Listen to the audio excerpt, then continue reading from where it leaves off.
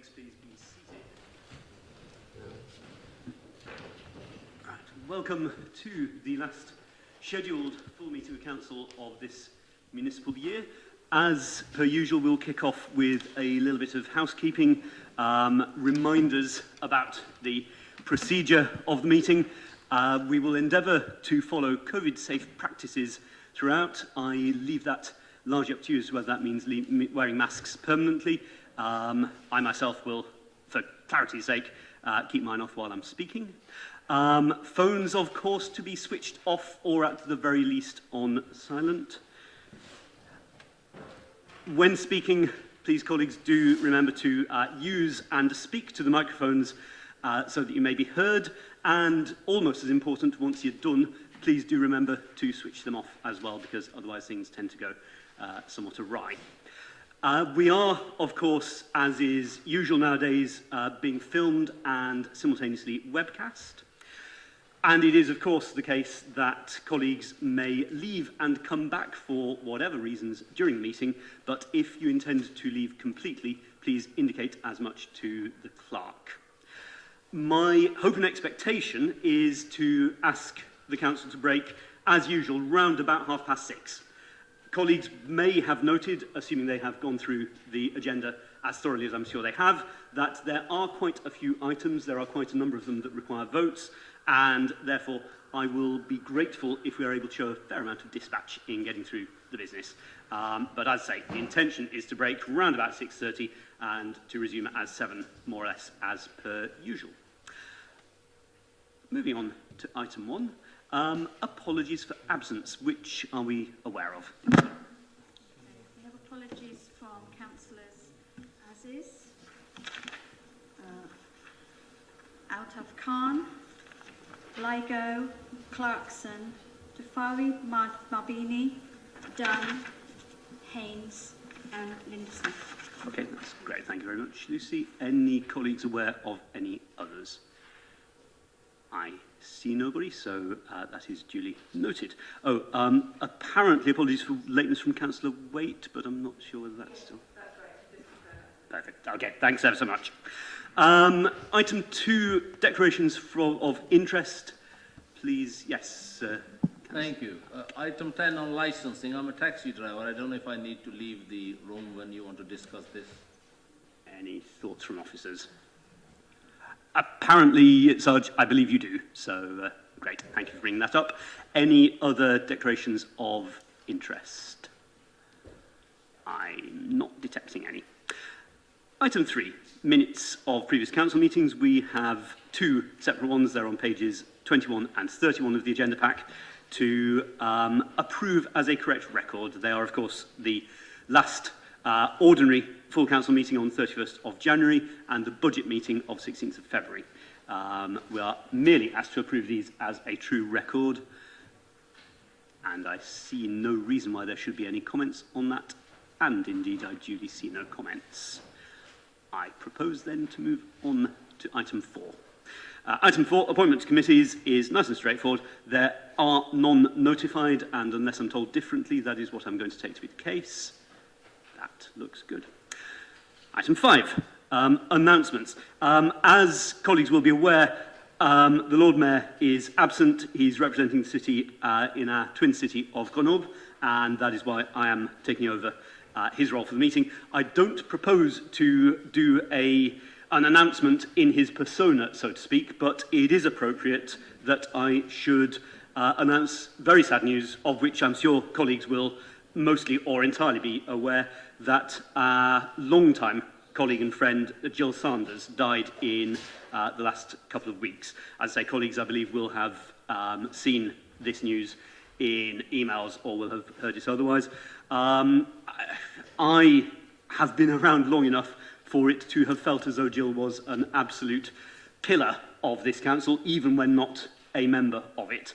And I'm sure that colleagues will feel equally as strongly as I that this is a great loss, not only to the council, but to the city as a whole. As you're aware, it is, of course, customary to take a minute's silence and, I believe, to stand in these circumstances. I'd like to ask you to do so now, please.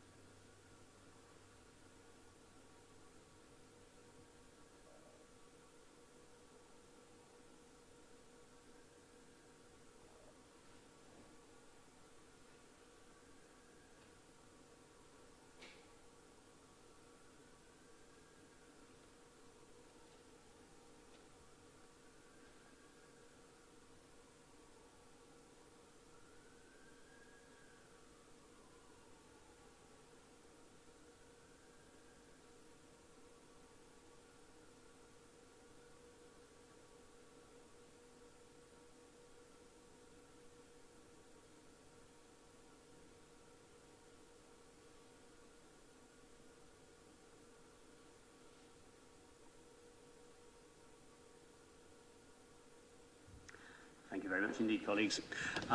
Colleagues will also, I don't doubt, be aware that there'll be an opportunity to celebrate and remember Jill's life much more at length next Tuesday when her funeral takes place, and I believe details have gone around. I believe that Councillor Hollingsworth for the Labour Group would like to say something. Thank you, Deputy Lord Mayor. I just want to make a few remarks at this point. Like yourself, known Jill an extraordinarily long time.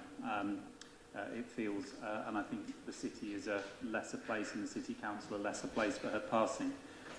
It was 2018, so four short years ago, when we had our first celebration of the giving of honorary aldermanships, if that's the right word, for Jean Fuchs and for Jill Sanders. And those are two people who, when I first joined this council in 1994, were a huge part of it, and I feel both of their losses deeply.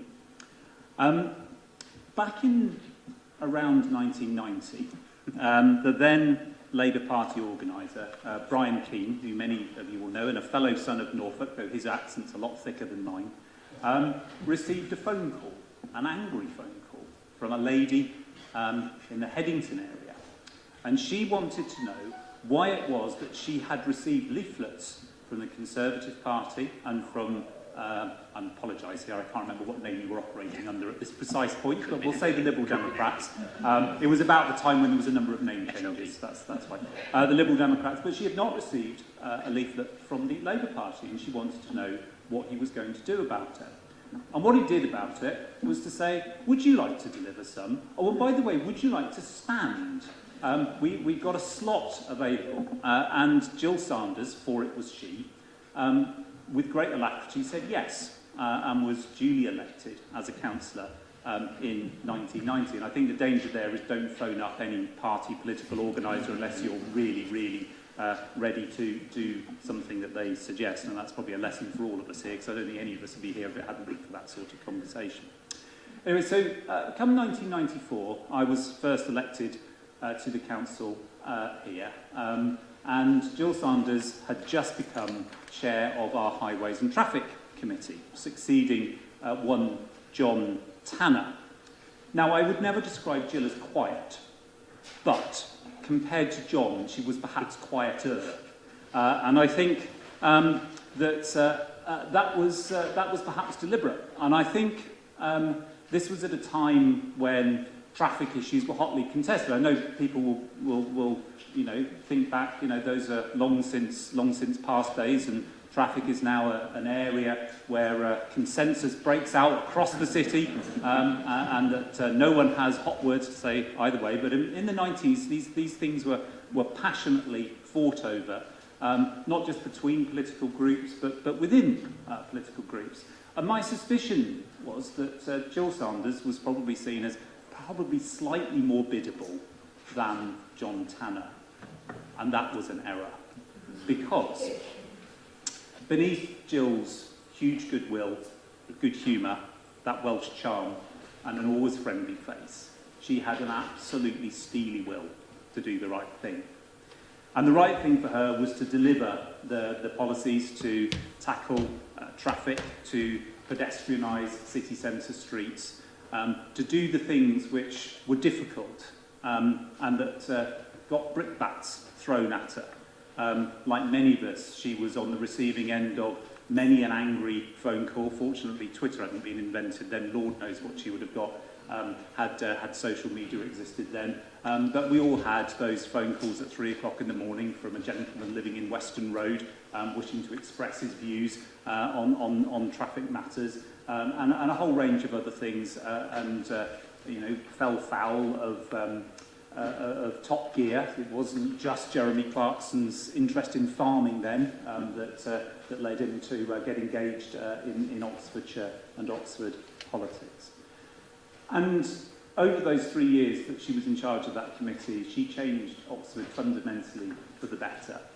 And from there she went on to, I think, many more elevated positions: Deputy Leader of this Council, Lord Mayor, Chairman of the County Council, many other things that she did, but I think nothing, to my mind, was as important as that steely resolve to do the right thing in the face of bitter and often aggressive opposition all around her. So she was a huge inspiration for me. She was, I think, an inspiration for many across this city, and I sincerely regret her passing, and it is a deeply sad and deeply unexpected thing.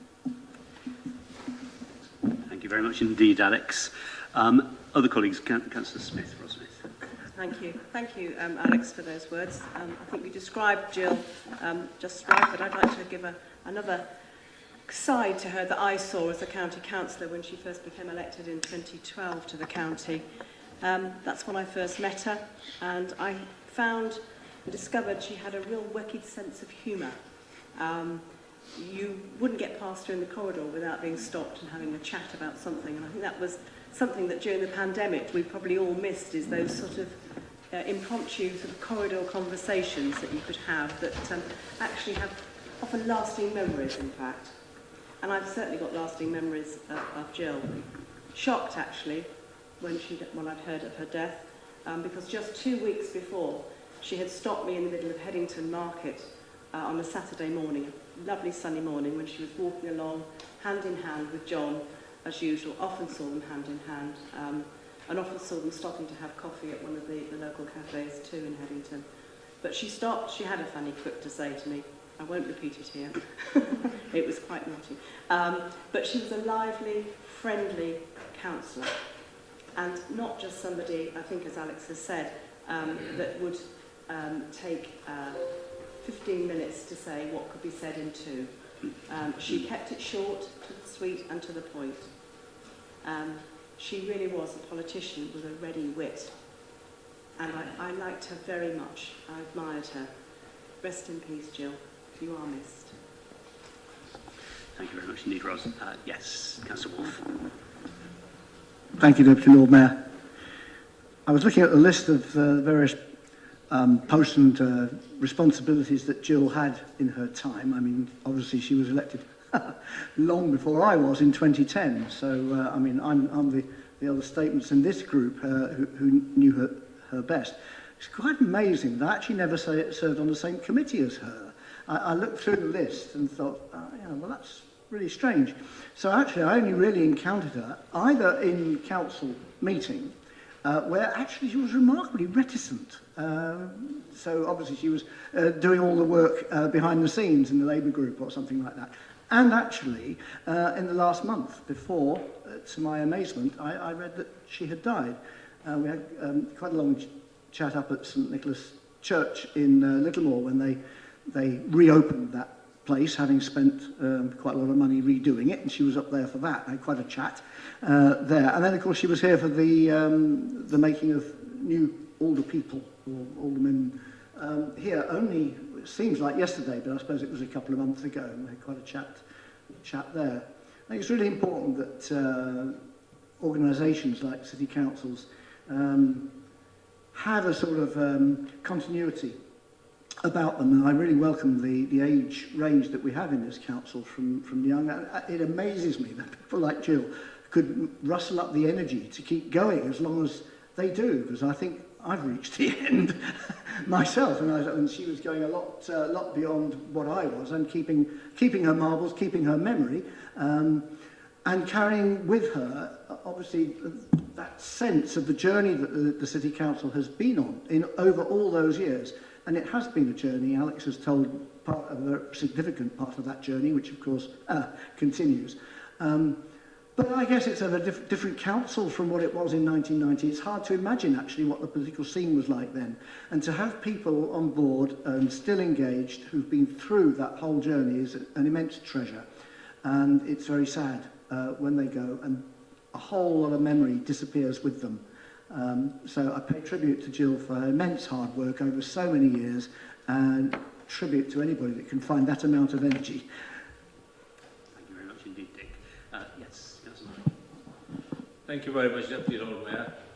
I knew Jill Saunders since 2004 when I became a councillor. Jill was someone who was always welcome with you with a smile, and any time if you are a new councillor and you needed any help or any kind of mentoring without any party colour, she would help you and she will tell you. And to say what Jill achievement or anything, I think she was a true champion of the people she represents. You know, either you sit on any political group or in the council, she fight the case for the people she represented very well. I also had the pleasure to sit with her at the county council between 2009 and 13. And equally, and since she retired, I have met her on a few different occasions, and she was the same Jill who will welcome you with a smile, and she will talk to you. And as just Ross said, you would not gone by, she would not have a chat. So yeah, she'll be sadly missed, but she was equally example to anybody who wants to be a good councillor, and anybody who wants to be a true champion of the people, to look at the life of people like Jill Sanders and the other we have lost over the years, and they were the true champion of the people. Thank you very much, Sarge, and thank you, colleagues. To move on and speak in, as for my own persona, very briefly as Deputy Lord Mayor, it has been, again, since the last councillor, comparatively quiet period, but I would like to share with colleagues that, although you may or may not be aware of it, today, March 21st, is the first day of the new year in the Kurdish calendar. And in celebration, thereas I had the pleasure and the honour yesterday to attend the festival of Nowruz, which is the festival of the new year, with members of the Kurdish community, give or take 200 people from Oxford and beyond, at Cheney School, and it was a huge pleasure to meet so many people, to see so many people after the years we've had enjoying themselves together, and even to learn a little bit about traditional Kurdish dancing. I am very much hoping that the various videos which appear to be taken of that have not in fact survived, but I fear that I'm going to be proven wrong. So things happening on that front. Sheriff, do you have anything to say? I don't, Deputy Lord Mayor, no, thank you. Okay, thank you very much. I'd like to call on the City Rector to say a word or two if he wishes. Thank you so much, Deputy Lord Mayor. Good evening, everybody. It was very moving for me to hear all the tributes to Jill Sanders, who I think was before my time, and for us as a City Council to honour and remember her. And also such an honour and privilege, to be honest, to be here tonight in safety, together, representing this great city. And I know in all our thoughts and prayers, however we might express our feelings, will be our brothers and sisters in Ukraine, and maybe in the equivalent of parish councils, town councils, city councils, national government, that they likewise seeking to serve their people as we seek to serve our people. And so, with the kind permission of the Deputy Lord Mayor, in a moment we shall again be upstanding and remember them for a moment or two. I'm then going to close that, if I may, with some words that are being shared across Ukraine from basements and shelters. And they're just one or two words from Psalm 31. And I shall finish our moment of silence by us joining with them as I say those words. So may I ask us to join with them, standing in silence and then in hearing those words.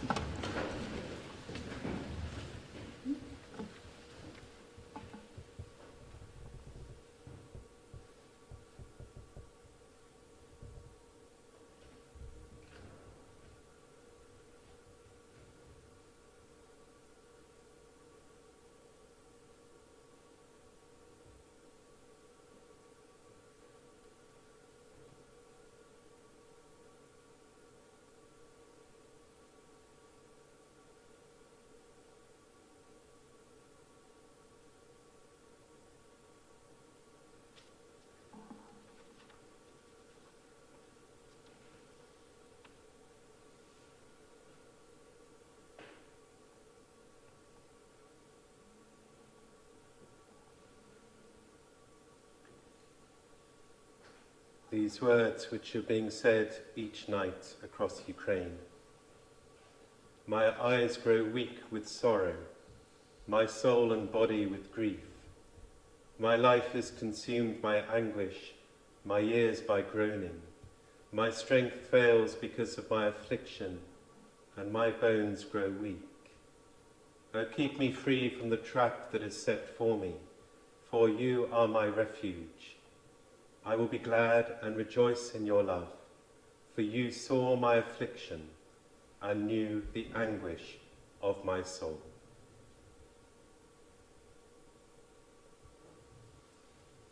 Thank you, Deputy Lord Mayor. Thank you very much indeed, Anthony.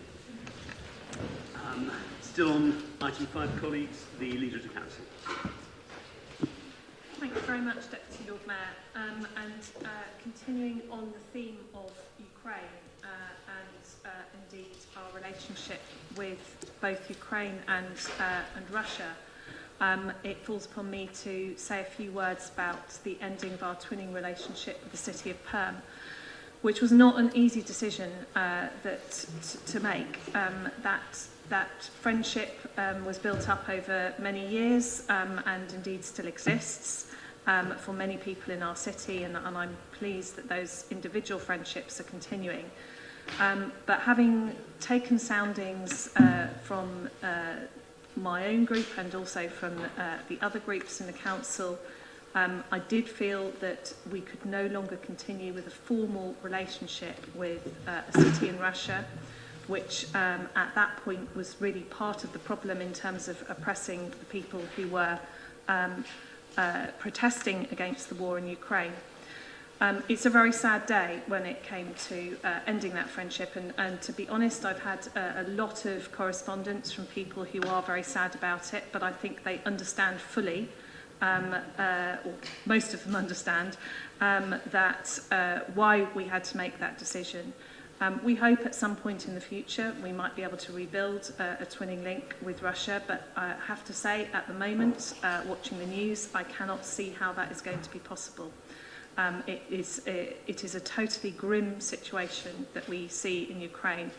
I am very pleased that we took a decision a few years ago to twin with Wrocław in Poland, and that is one of the things that we've been able to do to support people in Ukraine, is to work with our twin city of Wrocław, which is in turn twinned with Lviv, who have now themselves come under attack in Ukraine from Russians. So this is a really awful situation, and we have seen before how this plays out because we've seen what happened in Syria. So I think there's every reason, as the City Rector has said, to be fearful and to sort of send our thoughts and prayers for those of us who are religious to those who are suffering at the moment. I'd also like to take this opportunity to thank the people of Oxford who've been extremely generous in their gifts of money and things which they have sent off to Ukraine. Just to remind you all that the Ukrainian flag is flying from our flagstaff at the moment in support of people in Ukraine. We will come back to this topic twice at least on our agenda today, because we have statements to the Council both in favour and opposing our ending of the link with Perm, and we also have questions to me. So I think it's probably enough at this point to say that, but this was the point at the Council that I officially inform you of the ending of the Perm link. Thank you very much indeed, Susan. I don't think there's anyone else for me to call on apart from Chief Executive, Chief Finance Officer and Chief Monitoring Officer, and I believe they have nothing to add. In that case, we move on to item 6, public addresses and questions on matters for decision, of which there are none. Moving swiftly on then to item 7, development of land at South Oxford Science Village, land south of Connaught Road. To be proposed, Council will be aware that we have decisions to make. We have to approve a couple of matters, and I believe either Councillor Turner or Councillor Hollingsworth will be, and it looks like it may be Councillor Hollingsworth. Excellent, to move this, I believe. I so move. That was nice and straightforward. Do we have a seconder for the record? Yeah, that will be Councillor Turner. And do we have any colleagues wishing to speak to item 7? That looks very straightforward, I think. Give us as lengthy a one as you feel you can square your I conscience. urge Council to support item 7. Splendid, splendid. Colleagues, I believe we have to actually officially vote on this. So all those in favour of the approvals mentioned here?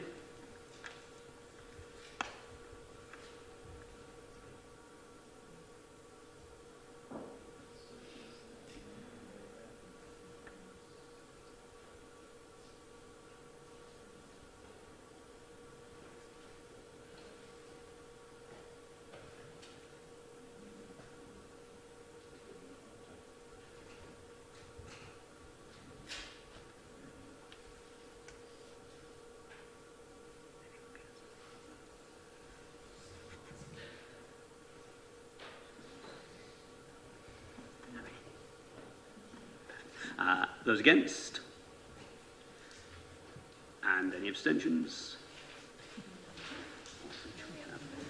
Say 8. Pretty sure that's 8. I think it's 8, because we do. Colleagues, that is very clearly passed. Thank you very much. Moving on to item 8, Integrated Performance Report for Quarter 3. I believe that's Councillor Turner to move. And again, we have a recommendation for us.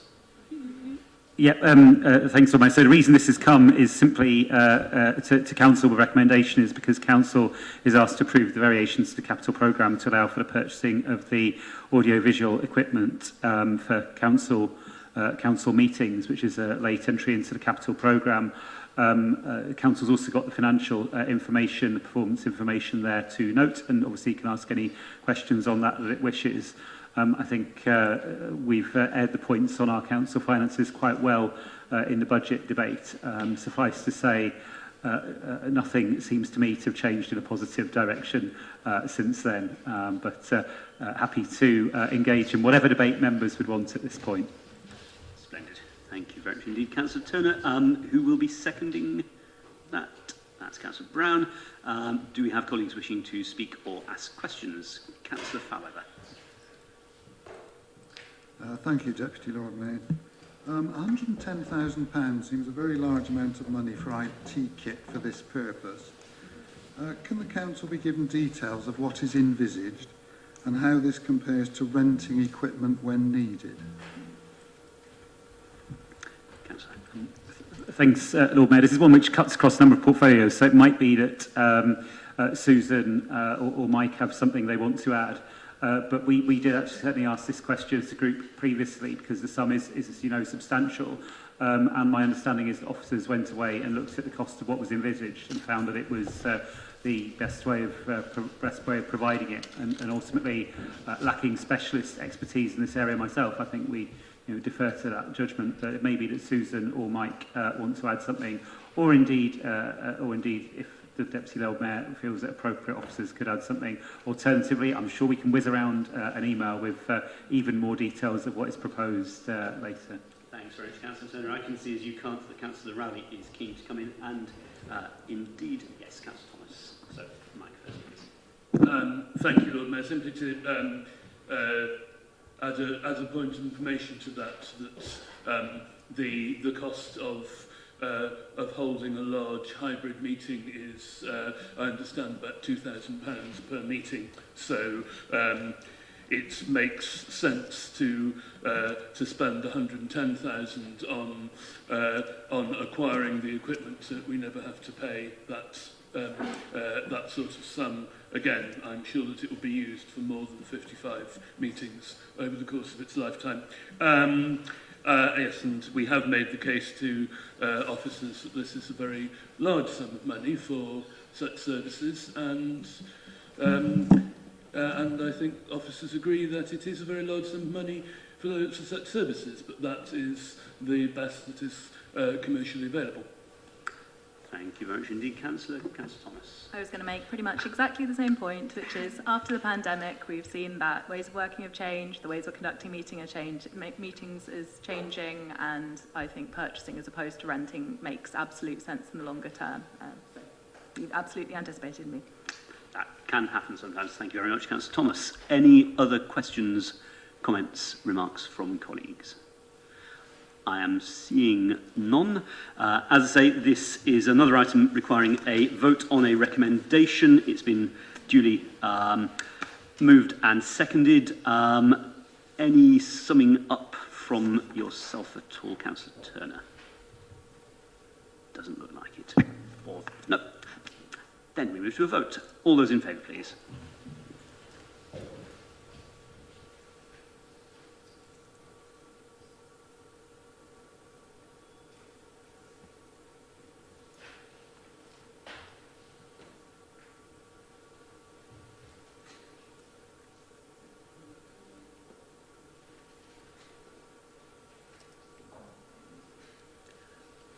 I could almost call that myself. That was everybody.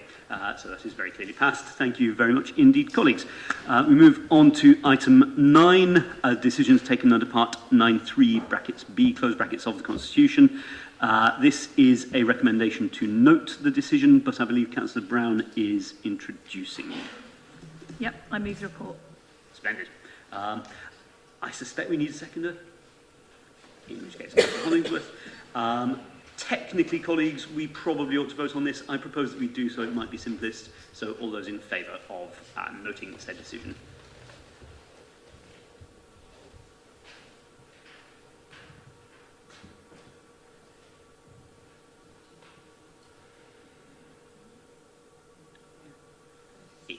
It's everybody. Okay, thank you very much, colleagues.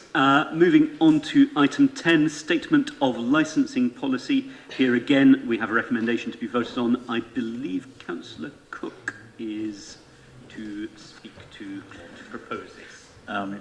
Very happy to so move, Deputy Lord Mayor. Excellent. Thank you very much, Councillor. Seconded by... Do you have anyone seconding it? Excellent. Thank you very much indeed, Councillor Hayes. Anyone wishing to ask questions, speak? Yes, Councillor.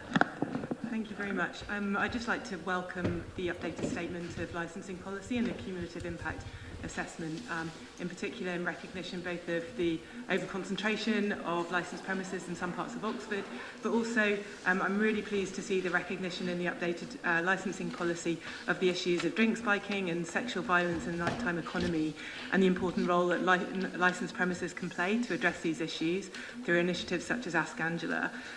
Also particularly pleased to see the references to premises that encouraging them to consider gender-neutral sanitary provision and also the provision of baby changing in both male and female toilets and an area accessible to all regardless of gender.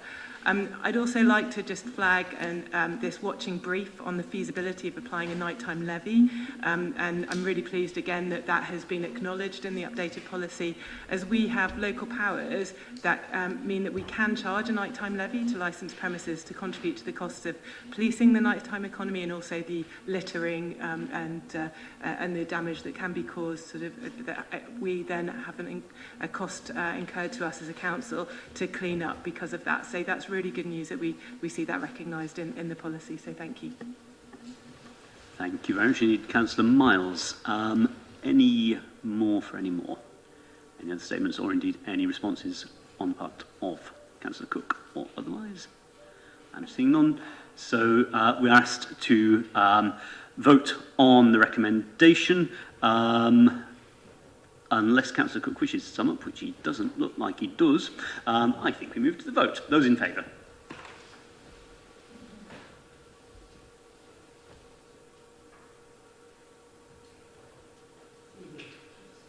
Once again, colleagues, as you may have guessed, unanimous. Thank you very much.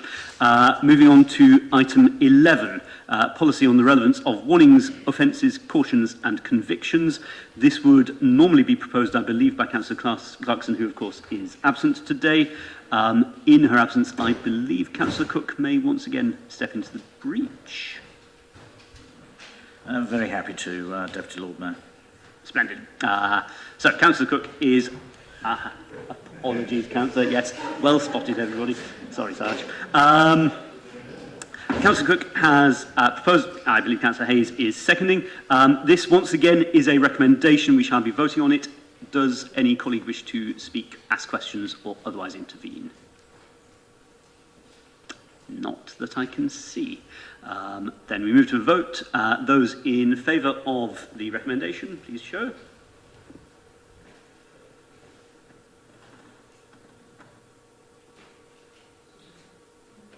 Once again, unanimous of the councillors present. Thank you very much indeed, colleagues. Probably want to ask Sarge to come back in. I think he's... item 12, Members' Code of Conduct. Once again, we have a recommendation to adopt said Code of Conduct. Councillor Pressel, I believe this is yours. Splendid. Seconded by... Excellent, Councillor Tidball.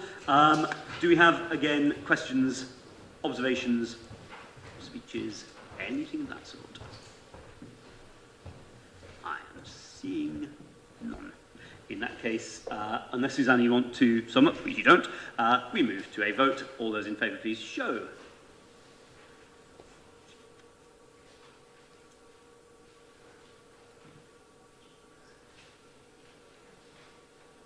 And once again, colleagues, a vote unanimously in favour. Thank you very much. Item 13, Constitution Review 2021 to 22, and yet again a vote, and I believe Councillor Thomas is to move this. Thank you. Yeah, so Councillor Dunn chaired the Constitution Review Group but is unable to be here, so I'll briefly present the report in her stead. The review group met at the end of last year to discuss changes to the Constitution in this next year. As many of you know, the Constitution sets out the governance arrangements for the Council, including procedure rules for meetings and decision-making. I'd like to thank all those who attended on behalf of Councillor Dunn and the cross-party contributions which made for a good-natured and productive series of meetings. Proposed amendments can be found in Appendix 1 of the report. All political groups have now been consulted on the proposals before Council. I propose these amendments and ask for the support of members to adopt these changes. Thank you. Excellent. Thank you very much indeed, Councillor. Seconded by Councillor Hollingsworth. Any speakers? I see Councillor Gant. Thanks very much, Deputy Lord Mayor. Thanks to Councillor Thomas for the report. Also, I'd just like to record my thanks to Councillor Dunn for chairing this. It's a good trick to give new councillors all the fun jobs. We all do it.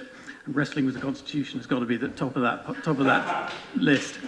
I would just like to say, though, it does say that this is a tidying up exercise and there's been a high degree of consensus. That is true, but I would just like to remind councillors who weren't on the group that there were items discussed which weren't agreed, which in my view do still merit looking at again when this committee resumes its work, and in particular the one around cross-party motions and the time limit. Yes, Councillor Thomas is nodding, knew I was going to say that. But, you know, different councils have different arrangements about how they time their meetings. Some don't at all, and they go on all night. We certainly don't want to do that. Others have a cut-off for the end of the meeting, so motions get basically whatever is left when everything else has been done. We have 60 minutes, and because party motions go in a particular rotation, that has usually meant that each party is reasonably confident of getting one, or on a good day, two. We now have 4 groups in the council, which is a good thing. But that does mean that if there is a cross-party motion, it's likely that one of the party groups won't get a motion, which I think is not really what this council would want to do. So I would just like to put on record that I do think that council will want to look at that again at some point. Okay, thank you very much, Councillor. I'm seeing Councillor Hollingsworth. Yes, I reserve my right to speak silently when seconding, just for clarity. I'm sure that next year's Constitutional Review Group could look at that. It could also look at whether motions, rather than being on a party political rotation, should be in proportion to the size of the groups, because it's always struck me that for larger groups the current system is somewhat discriminatory. On balance, I think that what we have now actually works quite well, but clearly, you know, if one is going to open a discussion into how motions are done, one might wish to look at a range of things.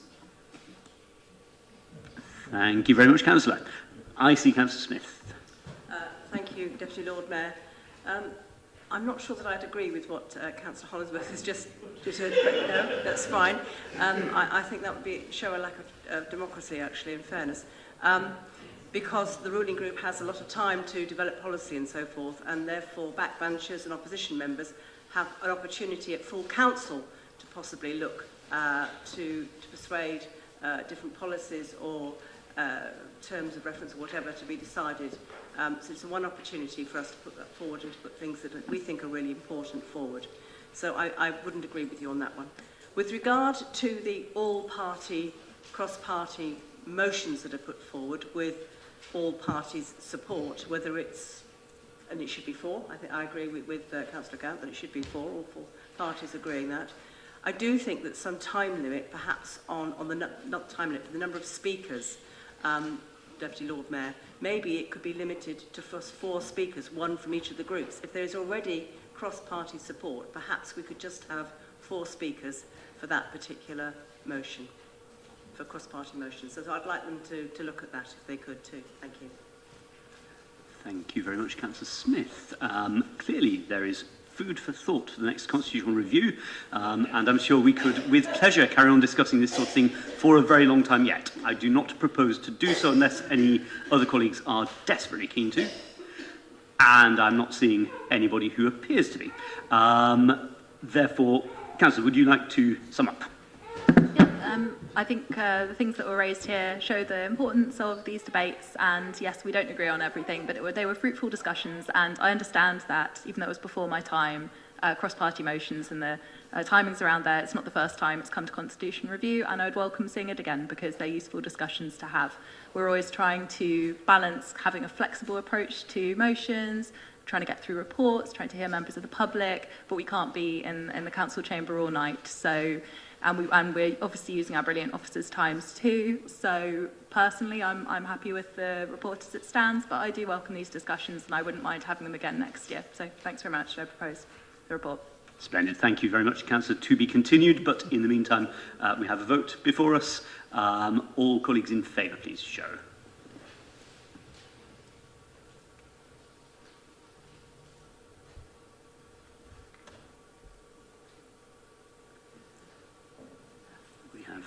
I believe, another outbreak of unanimity. Thank you very much, colleagues. We move on to item 14, Pay Policy Statement 2022. Yet again, we have a recommendation on which we have to vote, and I believe Councillor Rowley is to move the motion. Thank you, Lord Mayor. I won't detain you long, simply to bring out a couple of salient points. The Council has to have and has to publish an annual statement of pay policy, which is a good thing. The statements and the decisions it embodies have been negotiated with Unison Unite, 2 unions are represented at the Council, and they have recommended it to their members. It's been a very fruitful discussion.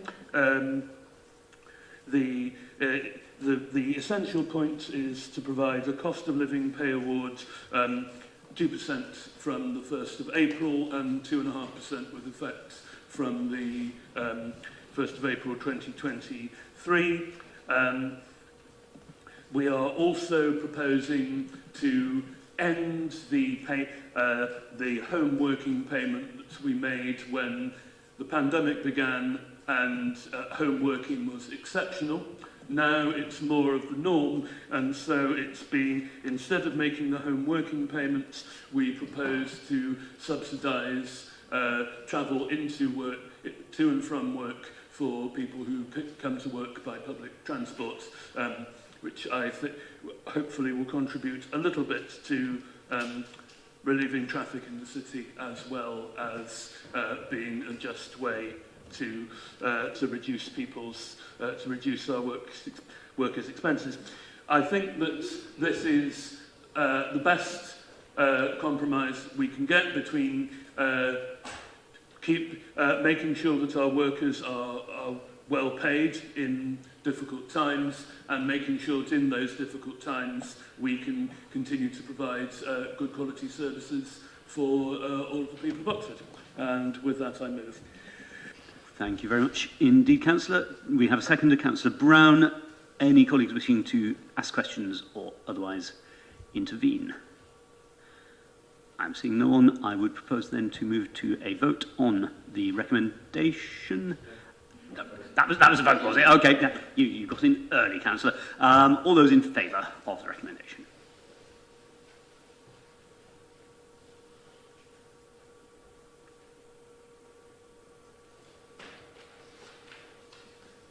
Once again, unanimity. Thank you very much indeed, colleagues.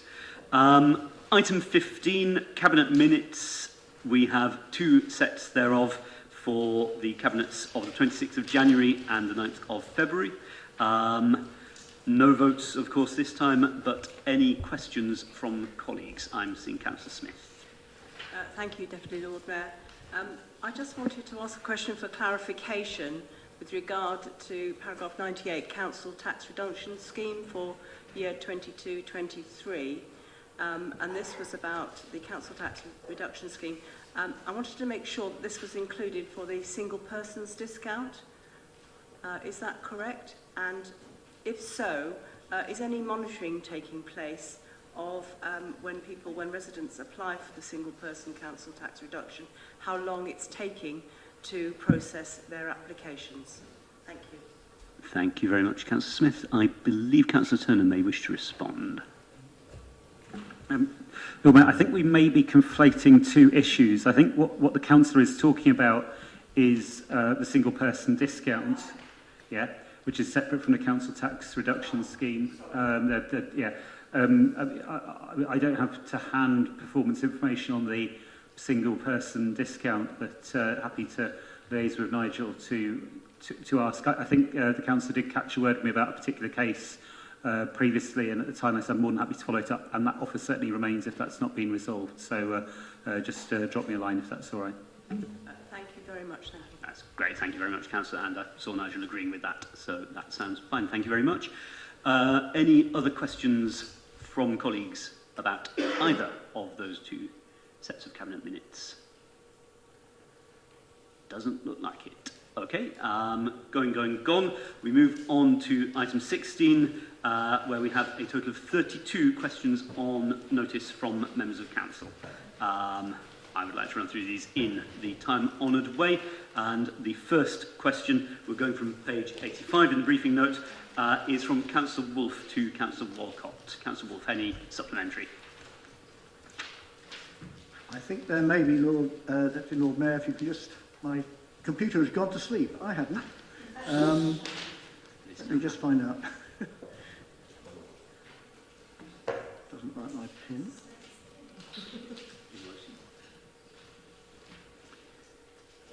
Right, bear with me.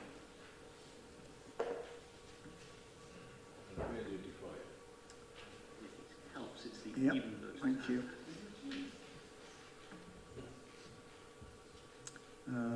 Page 55. 85.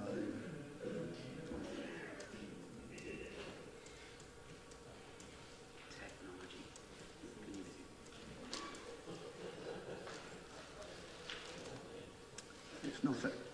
It's not 85. It's not.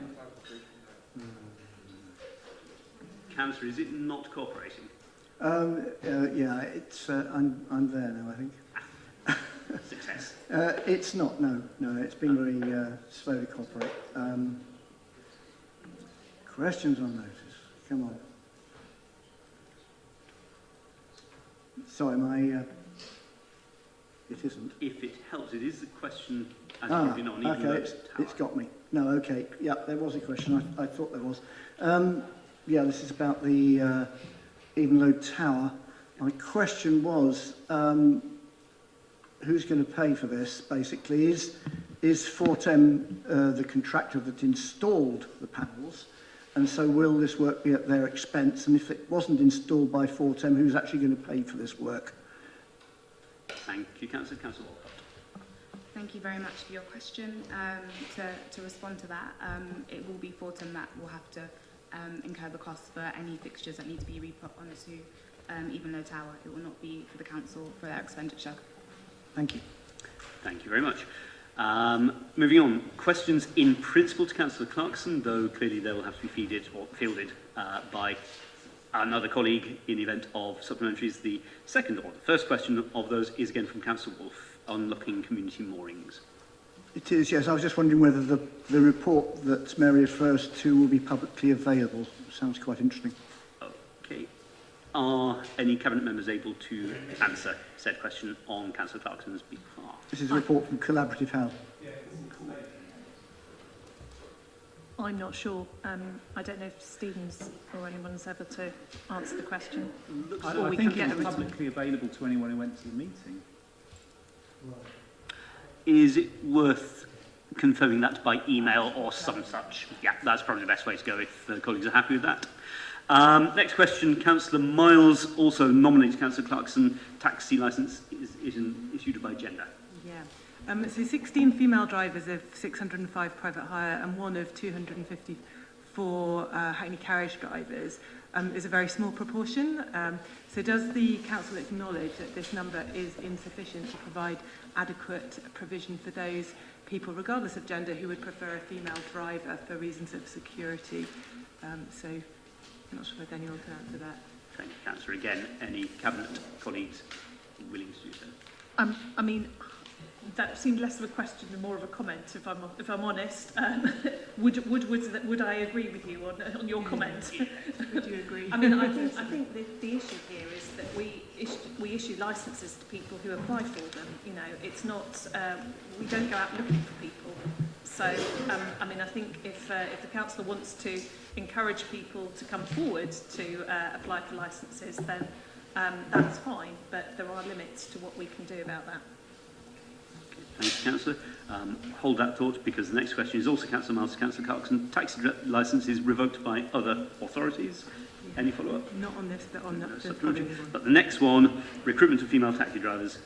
There is supplementary, as I understand it. And actually, this follows on actually from the comment you've just made. So whilst it's not the responsibility of the licensing authority to recruit and employ taxi drivers, there are other authorities that are taking proactive approaches to encourage women to become taxi drivers. Is this something that, as a council, we would consider to do to encourage women taxi drivers to improve their security in the nighttime economy? Thank you. Again, Councillor Brown, if you wish to respond. I mean, I think this might have been a useful point of discussion under the licensing policy that we were discussing earlier, but I would suggest that is perhaps somewhere that this could be raised in future. I'm sure that Councillor Clarkson can get a further written response to Councillor. Okay, thank you very much indeed, Councillor. Next question, question 6. Moving on to questions on citizen-focused services. Question 6 is Councillor Miles again to Councillor Rowley. Cycle to work loan scheme. Any supplementary? Given the promotion on active travel at the moment that the council is taking, are you taking any steps to increase the uptake of the Cycle to Work scheme? Thank you, Councillor. Councillor Rowley. We will gladly look at ways of doing so. There, as you say, as you can see, hasn't been an enormous amount of uptake so far, but we are exploring options to upgrade the bikes that we have, the pool bikes that we have, in order to encourage more people to use them. Thank you, Councillor. Question 7, Councillor Miles once again to Councillor Rowley on pool bikes. Supplementary or no? I think the councillor's answered my question on that as well, which also covers, I think, the response around increasing the uptake of staff who are cycling to work as well. So thank you. Excellent. Thank you very much. Question 8, Councillor Fairweather to Councillor Rowley. Data breach, ICO response. Councillor Fairweather, any supplementary? Yes. The reply mentions an investigation. Is it taking place? Has it taken place as recommended by the Information Commissioner's Office? Thanks. We, as I said in my response, significant work has been undertaken to make sure that data is accurate, and we didn't wait for the Information Commissioner's Office to respond before doing that. We immediately the data breach was identified, we reviewed all our data and procedures to make sure that the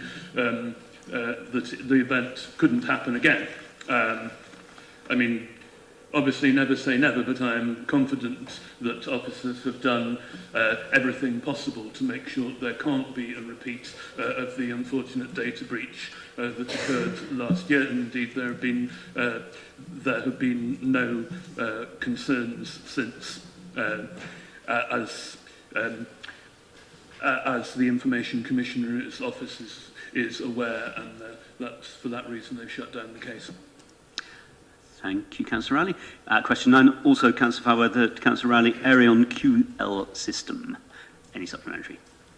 Yes, I was slightly confused by the statement that near the end of your answer, which says that bringing the system to a steady state, i.e. where all processing is being undertaken through the system, albeit with work-round processes. Well, surely if all data is being processed, you don't need work-round processes. Unfortunately, sometimes you do need workarounds. I could get a full technical response from you from the IT if you wish, and lay that before council. It might be rather lengthy, but I'll undertake to do so. I think it looks as though Councillor Fairweather would like that to happen. Excellent. Question 10 is also Councillor Fairweather, area and QL system budget. Any supplementary? Yes, I feel as though I'm picking on Councillor Rowley, but I'm not. I just would like answers to the questions. You talk about steady state being costing 2.7 million. Is that the end of it, or will there be more extra expenditure envisaged? Thank you. Once we have a steady state, which is, as it calls it, which is imminent, it's not quite my choice of term, all that needs to be done, I understand, is to input all the data onto the new system and ensure that we can not only we can not only use the system fully, but that we're not holding data on any other on anything else. That may take a few months, but it should be a lot less complicated than the unfortunately very lengthy process of getting what was a system not suited to our requirements to be a system that can be used by all departments of the council and can improve the efficiency of council services and its responsiveness to the public. For example, in council workers being able to input data while they are out on jobs and commission new work rather than going back and reporting to a manager, and that has already started with an ODS, for example. So we're on the home stretch, I think I can say, but it has taken a very long time, as you're aware from my response. Thank you very much, Councillor Rowley. Moving on, questions to Councillor Turner. Question 11 is Councillor Miles to Councillor Turner. Pension fund investment in Russian companies. Thank you very much for your response to this and the clarification as well about the structure of the investment. Will the council...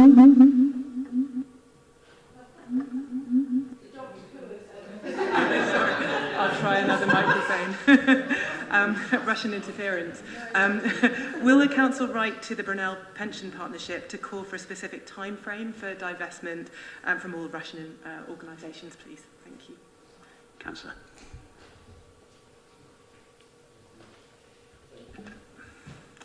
Yeah, thanks, Lord Mayor, Deputy Lord Mayor. I think we could do. I think probably we normally work it through the county council, to be honest, to hold all of the cards on this. And I know there are several county councillors with an interest in pension matters, in the sense of taking interest, not a financial one, who happen to be in the room now. So I dare say they'll also be in a position to bring their influence to bear. Thank you very much, Councillor Turner. Questions to Councillor Hayes. Question 12 is Councillor Malik on administration policy on connecting Oxford. Councillor Malik, any supplementaries? Yes. Well, I thank Councillor Hayes giving me this answer, but it doesn't answer my question. So let me, through you, Lord Mayor, ask him again. Answer is very simple. The reason I said is because I said in my question of number of your colleagues not sure about your policy, and which, when you look at the Connecting Oxford policy, supported by the Labour administration here and the County Council, could you tell us this administration still support the policy Connecting Oxford? Yes or no? Thank you.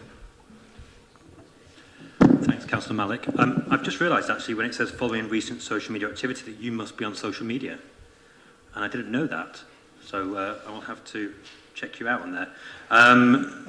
What I have said answers your question. We have restated our plans for Connecting Oxford. We have restated what they will consist of, and as such, the administration has put its support behind those plans. So I think I have answered your question. Thank you, Councillor Hayes. Question 13 is also Councillor Malik to Councillor Hayes. Concerns raised regarding the plane, the roundabout line.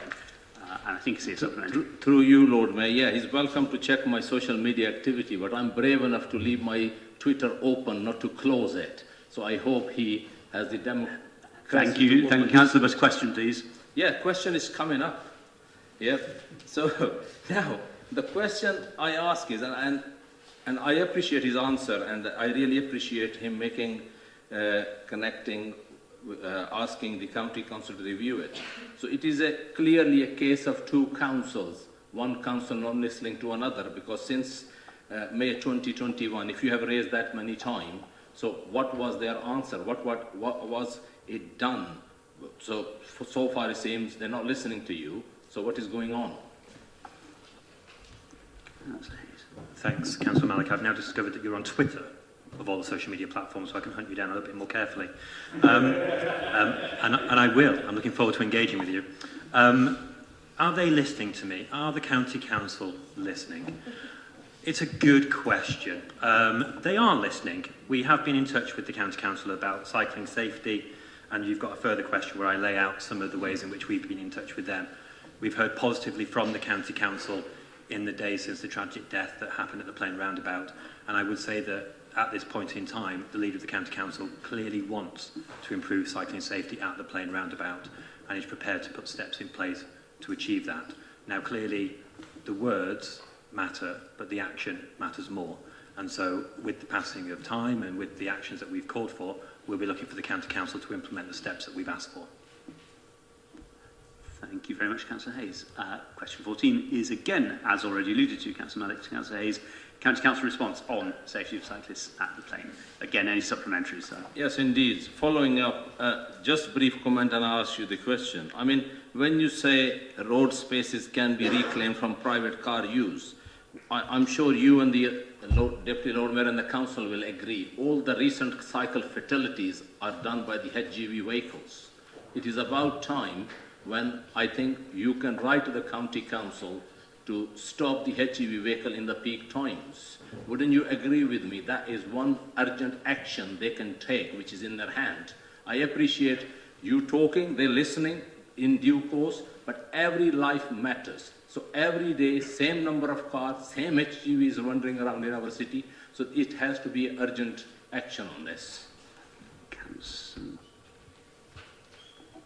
Thanks, Councillor Malik. You're right that heavy goods vehicles are responsible for recent deaths, and we have written to the County Council to express a wish that they act on that. But I don't want to lose the point which I made in my answer, which is that all private vehicles on our very narrow medieval roads can cause cyclists to feel very unsafe. I mean, there's a number of us here who are cyclists who I think would all nod about the fact that our roads do not feel safe. And if you're a woman, they feel particularly unsafe. So I really don't want to lose the point that I've made here, which is that we need to reduce congestion in our city. We need to reduce the number of private cars on our roads in order for all road users to feel safe. Thank you very much, colleagues. It's been brought to my attention that Councillor Gant is mentioned in the reply in his role in another place, as it were, and would like to have the right to reply. That's an interesting philosophical distinction, and I throw myself upon the officers to pass a judgment on the epistemological status of this.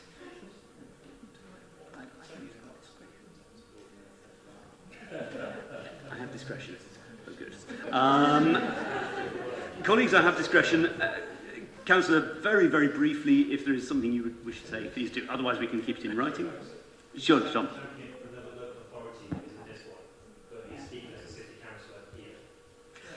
Yeah. If he is going to add, like then I need to ask him the question. That sounds like an admirable summary of the situation.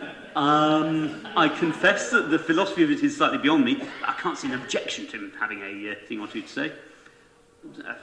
Sergeant, yeah, okay. Well,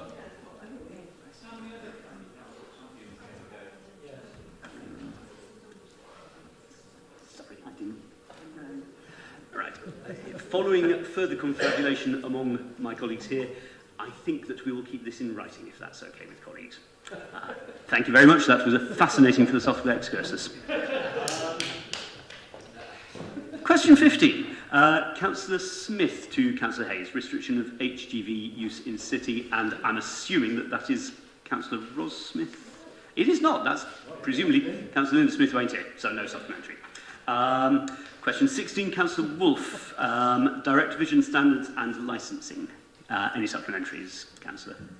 Yes, there is, Deputy Lord Mayor. Yeah, I mean, I'll just note that direct vision standards, folks, this is about mirrors on trucks, and particularly trucks of a certain size. There is already a national standard for HGVs, but the concern that underlies this is that the legal minimum standard is not adequate, because the only inquest I went to, we were told that they were legally acceptable, but the driver couldn't see the cyclist. So that's what lies behind this concern, and it's a multi-pronged approach. I'd be very grateful if Councillor Hayes will follow this up. Cyclops Infrastructure Committee is following up, attending inquests and trying to press the coroner to investigate these matters more seriously, and certainly we need national legislation. My question really is, if Tom is able to get any kind of sensible answer, would he be willing to share what he learns with both Cyclops and with the Pedestrians Association? I think we need a multi-pronged approach on this. Very happy to, and also to share the answer with you. Splendid, thank you. Question 17, Councillor Smoten to Councillor Hayes, ZEZ Busgate plans. Thank you. Thank you for the response. I'm not sure what the very beginning is getting at, because I haven't asked this question before, but regardless of that, what I was hoping to draw you out on, and what I haven't managed to do so far, is what you see as the ZEZ's independent purpose of the other suite of measures that are present in Connecting Oxford. For example, of people who were driving a private car into the city centre in the presence of the various measures included. Traffic filters would prevent them from transiting the city centre. On-street parking that the county council has control of the price over gives us a lever on those people. Parking at an employer's site, there's the workplace parking levy that gives us a lever on those people. People parking at city centre, city-owned car parks, we have a lever to control that incentive. Chris, we may need to question phase. Those things being so, what remains? Who are the people who you wish an incentive over, who are not accounted for by the various levers already available to you? Councillor. Thank you. So the reason I say raising this question again, I remember we had a quite lengthy discussion at the Scrutiny Committee meeting, which was very useful on this topic. So that's why I mentioned that. And in terms of the purpose of the zero emission zone, I'm just going to read out what it says. A city centre-wide zero emission zone seeks to reduce the emissions of the remaining traffic, so the traffic that's left over once the traffic filters are in place. Traffic filters obviously intended to reduce the amount of vehicle use, particular vehicle use within our city, so that the residual vehicles which remain are sustainable, they're zero emissions. I don't think I can answer the question any more directly than that, but you've got a second question to follow up on. And that second question is 18, Councillor Smoten on Marston Ferry Road, Busgate. It'd be twisting a response to this question to just ask you that again, so I won't waste time doing that. On the Marston Ferry Road, can I simply ask you, I take your point in the final paragraph that there is much expansion on these plans to come over the following 12 months. Can I simply ask you, as of what we know now, as of the status of the plans now, are you currently in favour of restrictions on Marston Ferry Road? You heard silence from the floor, please. You heard the plans that were restated on February, I think, 19th or February 12th. I lose track of my time. And we stated that within those plans there would be a traffic filter proposed for that space. But exactly as you say, there is a whole year of talking before we start building. And if we've heard anything during the LTN debate, it's that the County Council has not been seen to be trusted to be meaningfully consult, to engage with our communities, and on the basis of that community engagement to be implementing plans which are ambitious but also realistic. We want to avoid the LTM mistake. We want to avoid the mistake that Councillor Bearder has made. And so we want to have year 1 to talk, year 2 to build. Thank you very much, Councillor. Question 19 is Councillor Miles to Councillor Hayes, provision of public bike pumps. Any supplementary? Okay, so one workable bike pump for the whole of the city seems insufficient at the moment. I understand that the removed bike pumps have been removed because they are broken, and that it's actually the plastic valve on the pumps that are broken, not the pump as itself. So my question to you is, what's happened to the removed pumps, and can the valves be replaced with metal ones, which I understand is quite a low cost thing, and then be reinstalled? Thank you. Thank you, Councillor. Councillor Hayes. I'm really sorry, I caught all of that except the very final part, which was the key part. Sorry. So what's happened to the removed pumps, and can you therefore replace the plastic valve, which breaks, with a metal one as a solution to then be able to reinstall these existing pumps? So I know you're right to say that the fittings of the pump are metal rather than plastic, which is why they're more successful. I don't know whether we could do that, but I'm happy to get some advice and come back to you.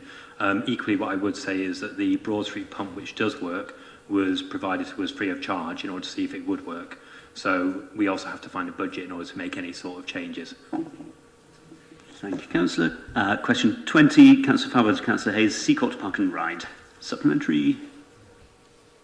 No supplementary. Swiftly on, question 21, Councillor Fowler, the Seacourt Park and Ride capital expenditure. Anything? Yes. Yes.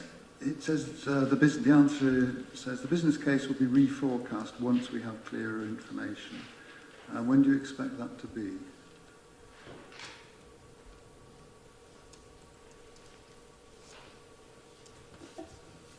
Once the car park opens.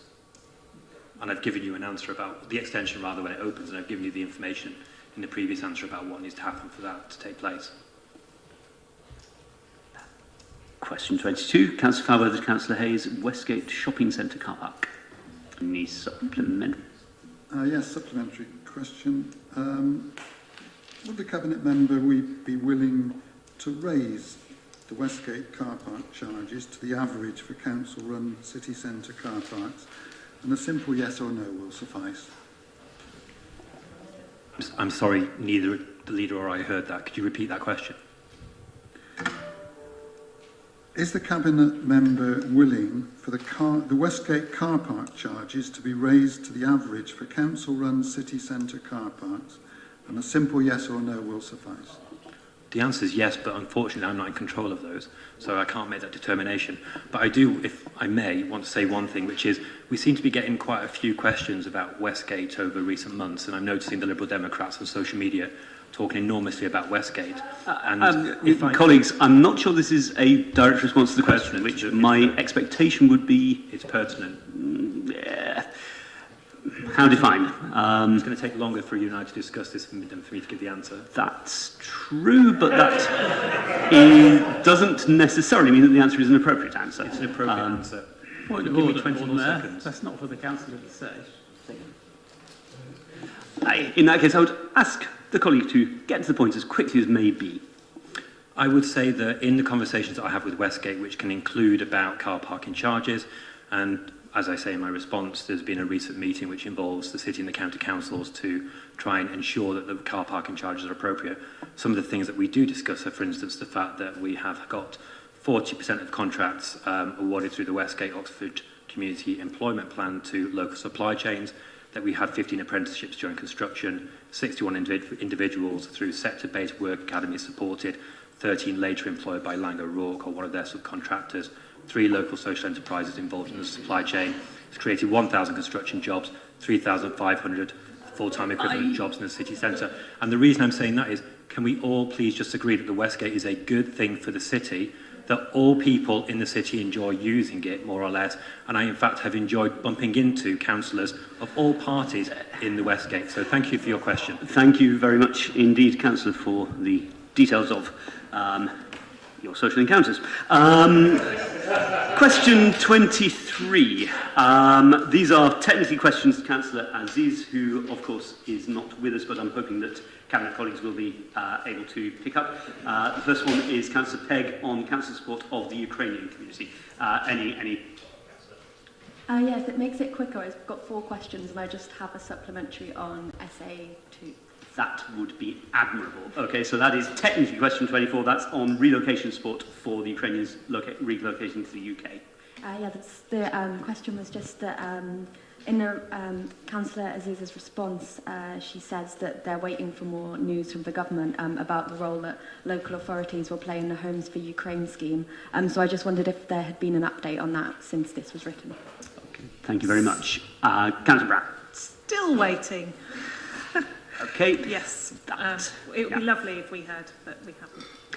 That was admirably short and not entirely unexpected.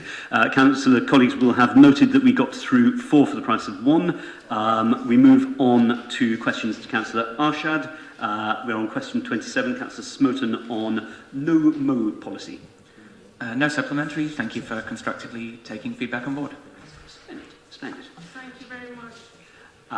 Moving then on to Councillor Hollingsworth. Councillor Smoten, once again, question 28 on solar panels. Any supplementary? Thank you. I take your point about there always remaining a question of, not opinion exactly, but a subjective and nuanced question to answer, and that the CLD may always ultimately be required. Do you nonetheless agree that the more certainty and guidance can be explicitly provided in writing, the better, in terms of just increasing certainty before the application process and during it, and that this would be a good tool to promote what I assume we'd be in favour of, is encouraging people to use that right to install solar equipment to the maximum degree that is lawful? I would agree certainly that more guidance is good, and that is actually in the original response. We will try and draft some additional guidance there. I would caution against saying that it would provide certainty, because it can't, and that was the crucial point here. This is not like a PD right where it says, you can extend X metres backwards and X metres upwards, where there is, there's an objective test. In fact, this is always subjective, and I would counsel against having guidance either from a local authority, local planning authority like us, or indeed from a private provider, which suggests certainty. And in my ward, there is a good example of a household who sold a particular product on the basis of absolute certainty by the person selling the product, and that certainty was, for whatever reason, misplaced, and that's been a very difficult issue for the householders in question to tackle. So more guidance, absolutely, but when something is a subjective test, I think you have to be careful not to imply certainty when there isn't certainty. Thank you very much, Councillor Hollingsworth. Last set of questions to the Leader of the Council. Question 29, Councillor Malik on the city's link with the City of Perm. Any supplementaries, Councillor? Yes, Deputy Lord Mayor, thank you very much. In one of the paragraph, I appreciate your response. All I want to ask is, when you were sent the email and you kindly called me, and which I replied to your email, and when the decision was made, you said Ed Turner had ringed the other opposition leaders and so on. Well, I wasn't contacted. I only learned from the press. Do you think is the right thing to learning from the press rather than you had the courteous call before than you were doing? Thank you. So I was naming this one. Saj, Lord Mayor, through you, Saj, I hold my hands up on this one. In the course of that very busy afternoon, candidly, I contacted Lib Dems and Greens, and it totally slipped my mind that the Independents now worked as a group. So I should have contacted you, and I didn't. And I hold my hands up and I apologise. I don't know what other than that very busy afternoon would ever have persuaded me, Saj, to forget you. I think of you often and fondly, but on that particular afternoon, I didn't. So, my bad. Thank you. Thank you very much, Councillor. Question 30 is Councillor Wolfe, termination between link, also to Councillor Brown. Yes, thank you, Deputy Lord Mayor. I welcome Susan's comment that she didn't feel she was under pressure to make that decision. Had I been in her position, I think following the scurrilous opinion piece from the editor in the Oxford Mail, which I considered self-serving, sanctimonious, arrogant and ignorant, I would have felt very much under pressure, I have to say. So I'm very glad if she was able to be impervious to that fairly shocking opinion piece, I think. And I would also say that I think she has actually made the right decision. But I was very unhappy about the process. I think we all were unhappy about the process, and that she should have been put in that position to make such a decision.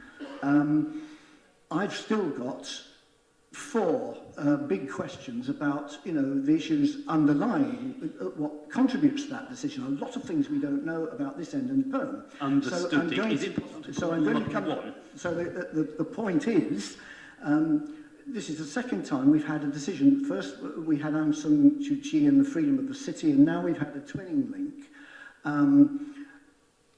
Would she support, because she hasn't actually answered the question I asked, would she support the constitutional review process next year, taking a look at these sort of decisions, which I think are decisions of the whole council, and require a debate in such a thing like this, to buy a bit of time and have some sensible conversation about it?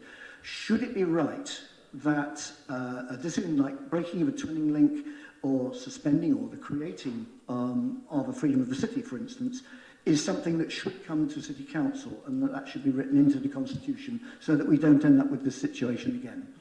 Okay, thank you very much, Councillor. Councillor Brown. Well, Deputy Lord Mayor, I did answer the question that was in front of me, which didn't talk about the constitutional review. It talks about the Constitution as it currently is. I fully accepted in the answer to the question that I was equally surprised that it didn't require a decision of council. I mean, we had a discussion earlier on in the agenda today about the Constitution review, I mean, I think it's perfectly open to anybody to make suggestions to next year's Constitution review, and we will have one, I am quite sure, to think about how we make those sorts of decisions. I'm not sure how much that would have helped in this particular circumstance, because I think we needed to make a quick decision on this. I think in light of the reports that were coming through from Ukraine, it just felt wrong for us to be formally linked to PERM any longer. And so I did what I could to link with the opposition groups. And yes, apologies, Sarge, that you got missed out on this particular occasion. I hadn't understood that. That was the best way that it was open to me to try and make sure that it was a cross-party decision, which I think is really important when it comes to something like twinning. Of course, it's open to anyone in this council to propose constitutional changes, and we can discuss the pros and cons of making things different in the future. All I would say is this was one decision that I think would have still needed to be made in something of a hurry and before today. Thank you very much, Councillor. Constitutional review is going to be busy next year. Question 31 is Councillor Jarvis to Councillor Brown, Oxford Brookes University Industrial Dispute. Any supplementaries? No supplementary on this or on question 32. We are therefore done with questions for today. As colleagues will be aware, the next item 17, public addresses and questions, cannot take place before 7 o'clock. The time is, I think, something like 26 minutes past. I propose that we break at this point and return at 7 o'clock on the dot, if colleagues would be so kind. Thank you very much.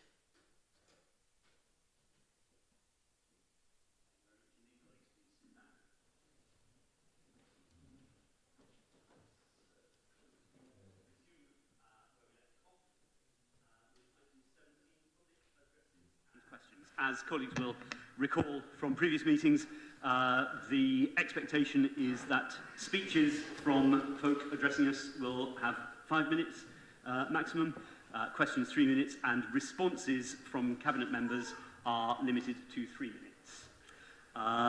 We have, at least in principle, a total of 4. The first from Professor Pavel Svientach. If the Professor is available. Excellent. Professor Svientach, thank you very much for coming. Welcome. You have up to 5 minutes to address us, so the floor is yours. Dear councillors, people of Oxford, people of Perm, thank you for inviting me to deliver my petition to end our twinning with the Russian city of Perm.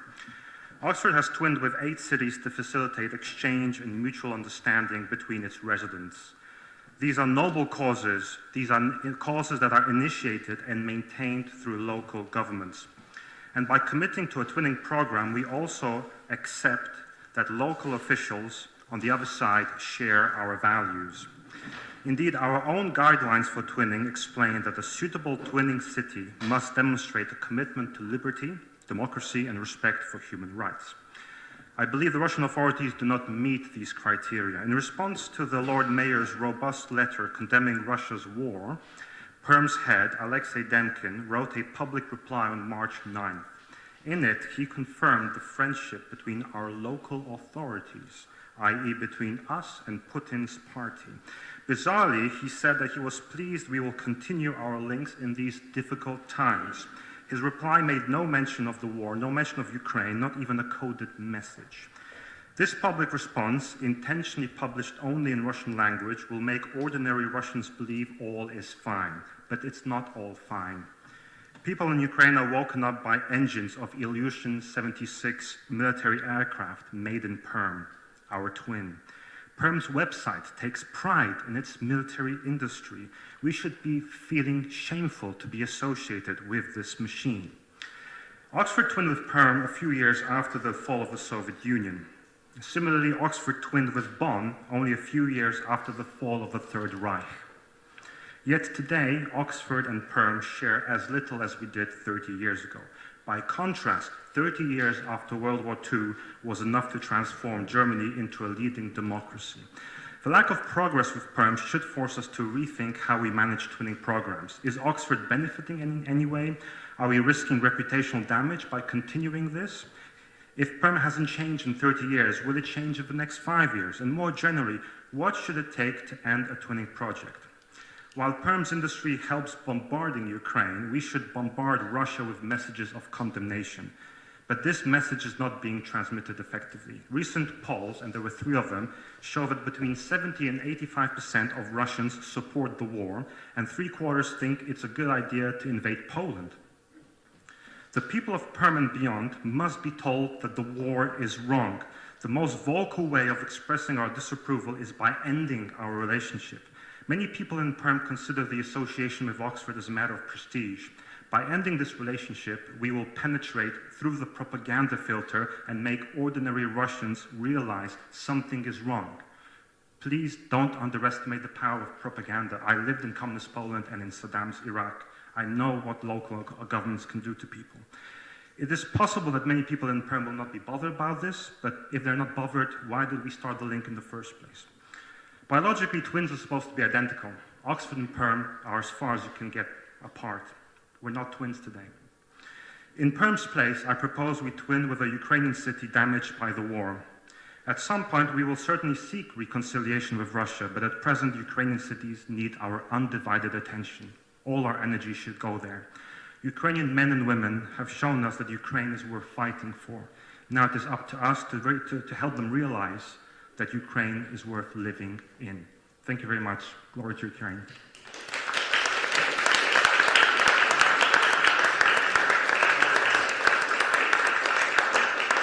Professor Svientach, thank you very much indeed. Councillor Brown, would you like to respond? Yes, thank you, and thank you very much for your petition. I will answer your petition formally at the same time as after we've heard the second petition, because you'll understand we have 2 petitions today. I want to give the same response to both of you, but just to assure you that we have actually ended our twinning relationship with Perm. I know you submitted your petition to council before that had happened, but we have now done that. So thank you very much for your petition. Thank you very much, Councillor, and thank you, Professor. The second address is from Karen Hewitt, if Ms Hewitt is available.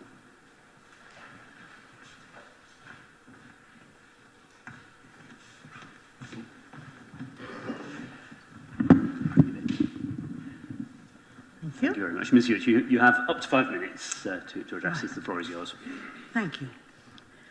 I'm the chair of the Oxford Perm Association, and I'm here to ask the council to overturn the decision made on the 4th of March to end our twinning agreement with Perm. I know that it will be difficult to persuade you, but please listen to me. Of course I condemn the invasion of Ukraine by Russia. It has caused so much suffering and will cause more. Thousands of citizens of Perm also condemn it, but they are not allowed to protest as we are. On the 26th of February, the leader of the council made a statement thus, that our friendship links are with the cities and their people, not with their governments. This was clear and firm about the nature of our links. 6 days later, the leader issued a new statement. We're taking action to end our twinning agreement until such time as Russia's appalling breaches of international law cease. What had changed? The answer is that there had been an online petition started by Professor Pavel Svichik, whom we've just heard, asking the council to break the link with Perm. The councillors apparently found the pressure from this petition untenable, intolerable. They could have solved that situation, but the council did not contact the Oxford Perm Association. It did not consult Oxford International Links, the body set up to coordinate them. It didn't find out, in fact, it totally failed to find out what hundreds of other Oxfordians thought. Perm City Council heard the new statement with shock and disbelief. At a time of acute stress, fear and pressure on civic institutions in Russia, why had we suddenly abandoned them when they most needed our support? Perm's German twin, Duisburg, and American twin, Louisville, told the mayor of Perm that they believed their long-standing civic connections were strong enough to survive until peace eventually arrived. This was surely the principled democratic decision. Who were the people who started the petition and those who clicked yes? They were not involved in any of Oxford's twinning activities. They, and that includes Professor Svichik, didn't understand that the 27 years of our activity between Perm and Oxford did not involve politics from either side, but the Perm City administration made it possible so much to go and involve civic cooperation in arts, in young people's football, remember that? And in journalism, ethical journalism, medical projects and neighbourhood associations.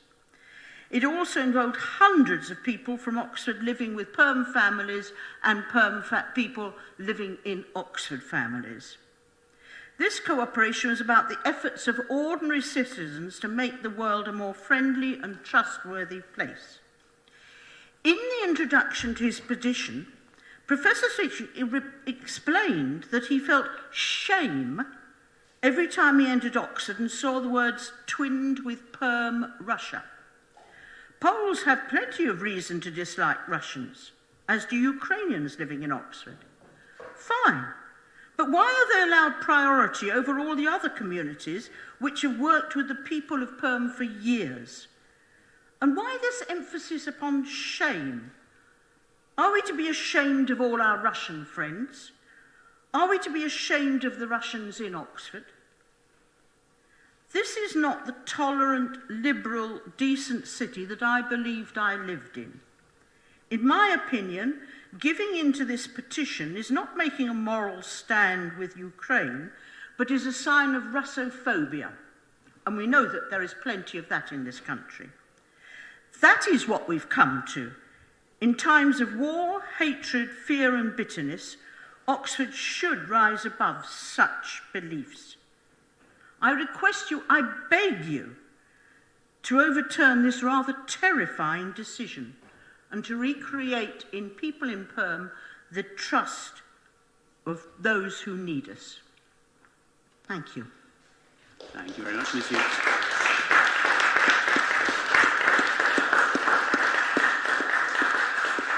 Councillor Brown, you have 3 minutes to respond.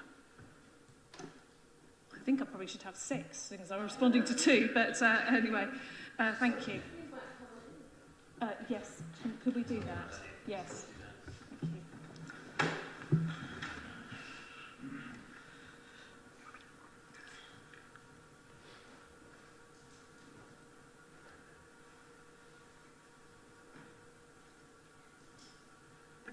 Deputy Lord Mayor, in the interim, can I just point of personal explanation? I'm a member of the Oxford Perm link. I just wanted to make that clear. Okay, thank you very much, Councillor Cook. Deputy Lord Mayor, so am I. And the same goes for Councillor Malik. Any more? I'm not sure they're absolutely necessary, but I quite understand why people are making any more declarations of interest. I see none. Councillor Brown. Yeah, thank you, Deputy Lord Mayor. And I'd like to start by saying that I think there is an important distinction between friendship links and the formal twinning link, and that is one of the points that I sought to make during the various statements that we have given. Oxford City Council utterly condemns the invasion of Ukraine by the Russian government led by President Putin. We've made it clear that Oxford's friendship links are with the cities and their people, not their governments, and that they and our twinning links have been valuable in building relationships between our city and other countries. Official twinning arrangements have also allowed us to raise concerns with our twin cities about the actions of national governments. For instance, in the past, we have raised serious concerns about the anti-LGBTQ legislation pushed through by Putin's government with the city of Perm, and we also expressed our solidarity for LGBTQ people in Perm. After the Russian invasion of Ukraine, the Lord Mayor and I wrote to the Mayor of Perm condemning the invasion and expressing our support for those in Perm who are bravely opposing the war. News from Ukraine got ever more grave, and Russia's appalling breaches of international law ever greater. I therefore took the decision on the 4th of March that our twinning relationship with Perm was no longer tenable. I did that, having discussed it with various people, including the leaders of the opposition in this chamber. I believe that the County Council, whose link with Perm region predates ours with the City of Perm, may also be seeking to end their link. We're sure that even though the formal twinning link has ended, many of the personal relationships between individual citizens of our cities will be maintained, which we very much welcome, as the people of Russia are now cut off from any independent news and fed a diet of state propaganda. We hope that at some point in the future we may be able to rebuild this twinning link based on the enduring friendships that led to it being established in the first place, and in the vein of our first twinning link in Oxford, that with Bonn, which has been referred to today, which was set up just a couple of years after the end of the Second World War.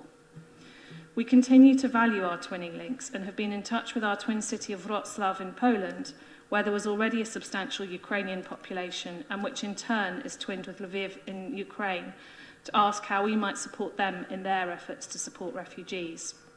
We have also contacted the UK government to say that Oxford stands ready to play its part in supporting Ukrainian refugees. We welcome the news that 2 child cancer patients and their families have been brought to our city to receive treatment and be cared for. Along with the many generous citizens offering accommodation, we are waiting to hear from the UK government how refugees will be brought here and what we need to do in order to ensure their safety and comfort. I would also like to take this opportunity to thank the many kind people in Oxford who have raised funds and sent donations to support Ukrainian refugees. I want also to directly address the call that has come from some quarters to twin with a city in Ukraine. Twinning relationships take time to develop and are made through the genuine connections of dedicated citizens in Oxford with those in another city who wish to reciprocate friendship links.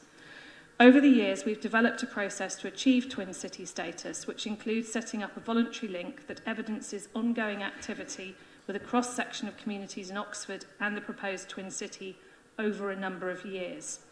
We encourage anyone who wishes to start the process of international friendship to do so. Very sadly, I do not think that any city in Ukraine is currently going to be able to focus on these sorts of issues as they deal with the huge task of daily survival. My heart goes out to those brave civic leaders, some of whom have been kidnapped by Russian forces for refusing to give up on the task to which they were democratically elected, which is to serve and look after their local populations. Anyone who wants more information on the twinning process can find further details on the Oxford City Council website. I'd like to thank both of our petitioners, both of whom I know made very impassioned pleas from the bottom of their heart, and I completely understand the different points of view. It has not been an easy decision to make. I think it's an important one, and it's a symbol from our city to both nations, both Ukraine and Russia. But I think it was the right decision. I think it was right that we waited until we heard from Perm, didn't hear from Perm, but I think it was the right decision, and it's the right thing to do for the City of Oxford. Thank you.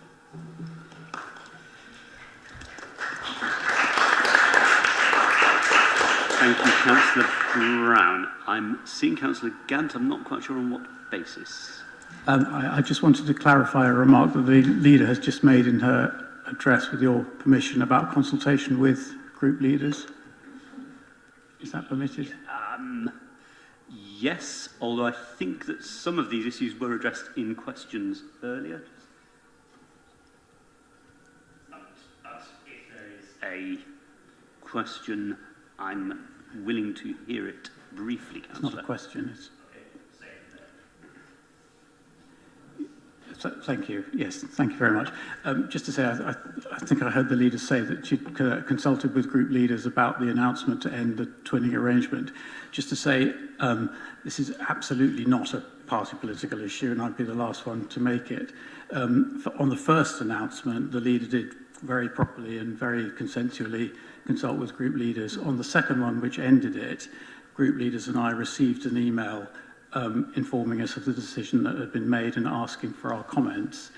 But the announcement then followed, I think, about an hour later, before certainly I had had a chance to look at it. So just as that's absolutely not a comment on the substance of the decision, and it's not a party political point, it's a simple clarification of fact. Okay, thank you, Councillor Gant. I suppose, Councillor Brown, if you wish to comment on that, but I clearly don't want this to carry on all night. No, understood. Okay, thank you very much indeed, colleagues. Thank you to both the speakers for your contributions.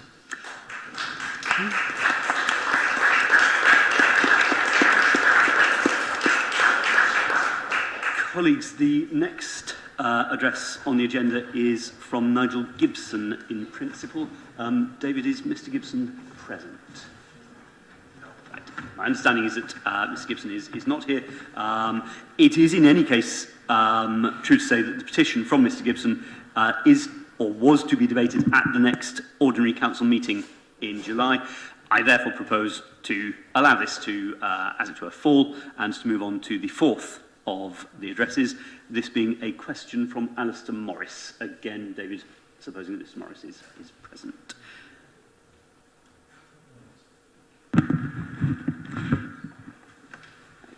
Mr. Morris, welcome. I believe you have a question to put to, in principle, Councillor Arshad. You have up to 3 minutes to do so. Okay, thank you very much. The floor is yours.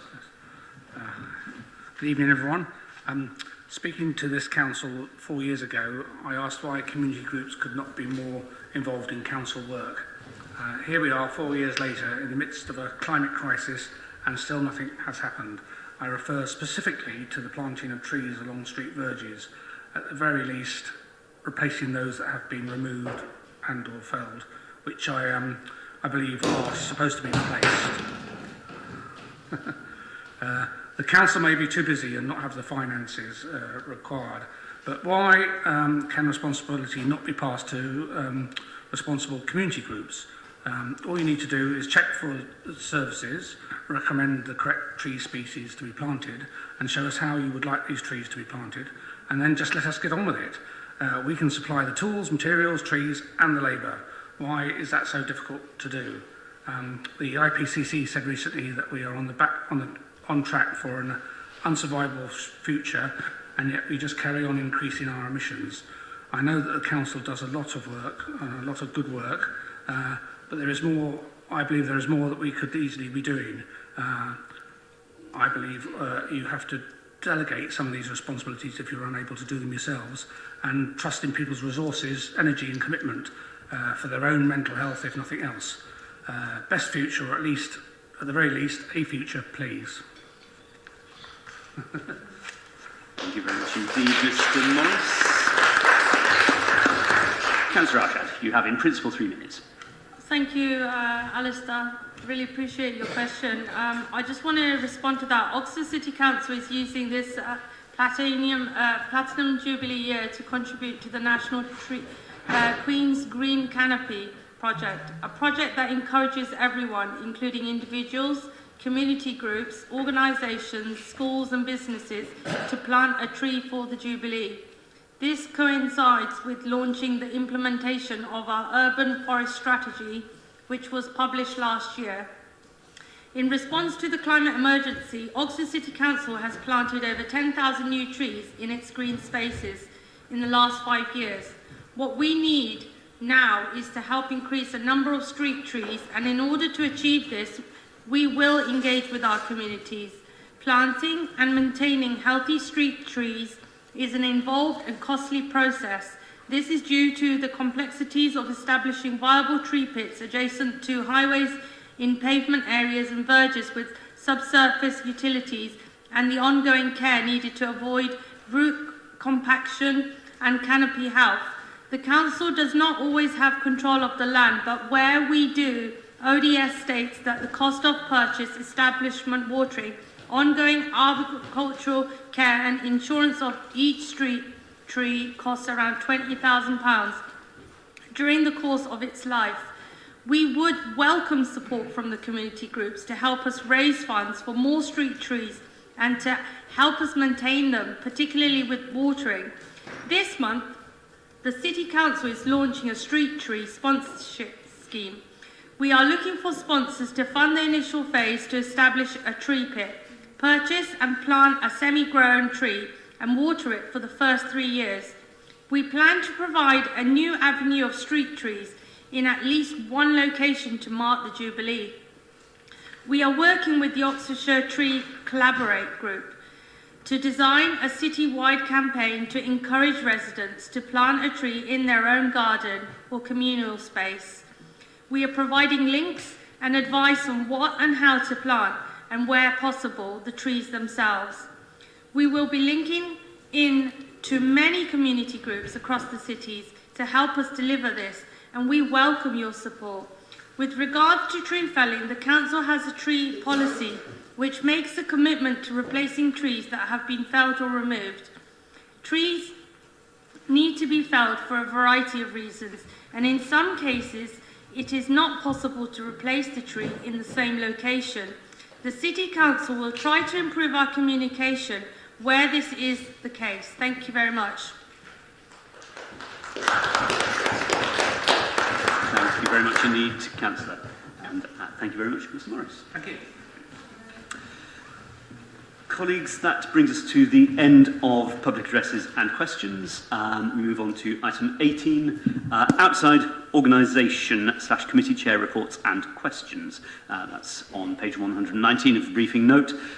This is one of those which has a recommendation that the Council resolved to note the report. I'm not altogether sure who from the Cabinet is proposing it. It looks like it's Councillor Brown. Anything to say on it, Councillor Brown? Oh, sorry. I'm going to move the report formally, and I will do my best to answer any questions if they come up. Should any come up, absolutely fair enough. Just for the record, who will be seconding this? I think Councillor Thomas got in there first. Questions, comments? Councillor Gant. Well, I'm sorry to be giving you trouble, Lord Mayor, but I'm actually going to ask about an item that's actually not on the agenda. I knew there was something bothering me about this item, and I checked back to our last meeting, This is a standing item on our agenda, which was introduced relatively recently, which is a partnership report. A very useful and important addition because there's so much partnership working that goes on. At our last meeting on the 31st of January, there were no reports in this item, and it said on the agenda that there'd be two today, one on the children's, this one, and one from the Future Oxfordshire Partnership. But that isn't here, so I was just wondering, why not? Councillor. I suspect because we forgot. Apologies, but I'm really sorry about that. And I'm sure we can bring one to the next council. Yes, my fault, because my responsibility, my partnership. So I'm sure we will make sure that the one comes to the next council. Perfect. Thank you very much indeed, Councillor, and for eagle-eyed Councillor colleagues. Any other questions or other matters relating to item 18? I am not seeing any. As I say, we are recommended to note the report. I think that probably for the show of the thing we should move to show of hands. All those in favour of so noting.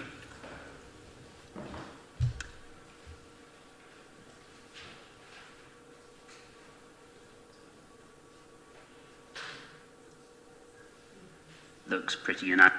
Thank you very much indeed, colleagues. Item 19, Scrutiny Committee report.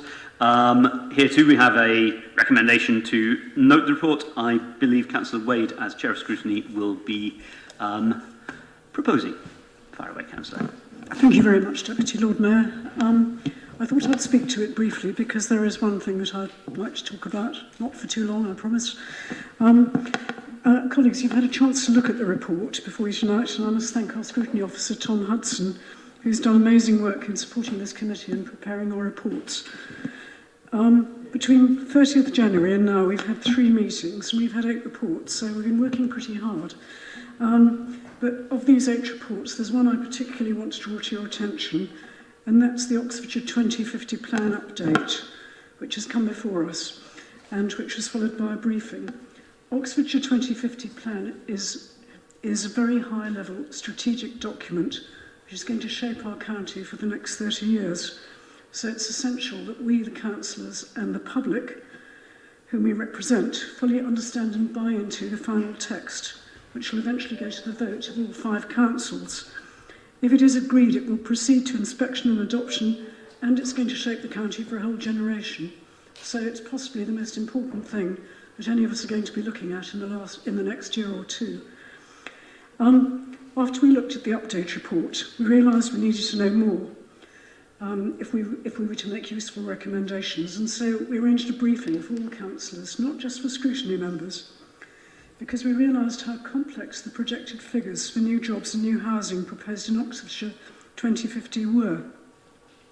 We were glad that several of you made the time to come to that meeting, and I can let anybody interested have a link if you'd like me to send it to you. And I really would recommend it. It's good stuff, and certainly takes away some of the mystery from the figures. The plan will come back to us at the first scrutiny committee, the first scrutiny meeting in the new municipal year, when we can expect to have strategic level recommendations that we in scrutiny will put to the cabinet. However, this may be delayed, because on 15th March last Friday, the Future Oxfordshire Partnership Scrutiny Committee recommended a further Reg 18 consultation into growth numbers. This is a very interesting development. I won't say any more about it now, but you do need to know about that, because it may well hold up the process a bit, but it could be a very worthwhile holding up, so that we get the figures straight and know exactly what's going forward. Finally, our report asks members to put forward topics of particular interest on which scrutiny can then commission reports. What we're saying is that the effectiveness of scrutiny depends on everyone here, identifying what's really important so that scrutiny knows where to focus its energies. So it's over to you now. We want your ideas, and as soon as possible, please, before the end of this year. Many thanks for your time.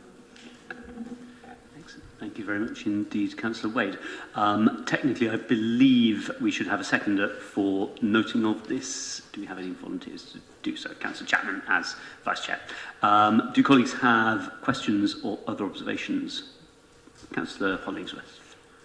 Well, I have an observation, given that much of the report was about the 2050 plan, and the chair of Scrutiny and I have spent many happy hours discussing the 2050 plan and where it fits in the planning panoply, I guess, in between the national planning policy framework and local plans. So I certainly do look forward to Scrutiny's next meeting, where they will attempt to grapple with the strategic implications.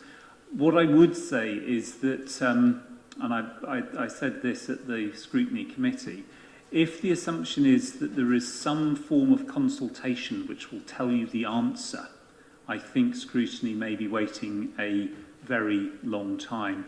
The consultation on the Regulation 18 stage of the Oxfordshire 2050 plan told us that those who own land and wish to build houses on it are in favour of building houses on it. And it told us that those organised campaign groups who are against the building of housing are against the building of housing. I'm not totally convinced we're going to learn anything new from further pressing those two groups of people to opine further on their particular positions.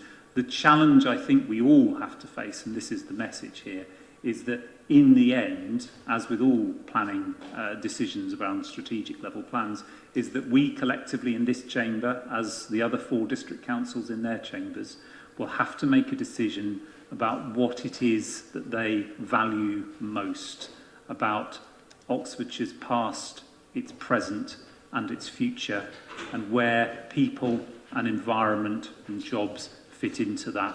And in the end, those are personal decisions, and I think I just want members to reflect on that.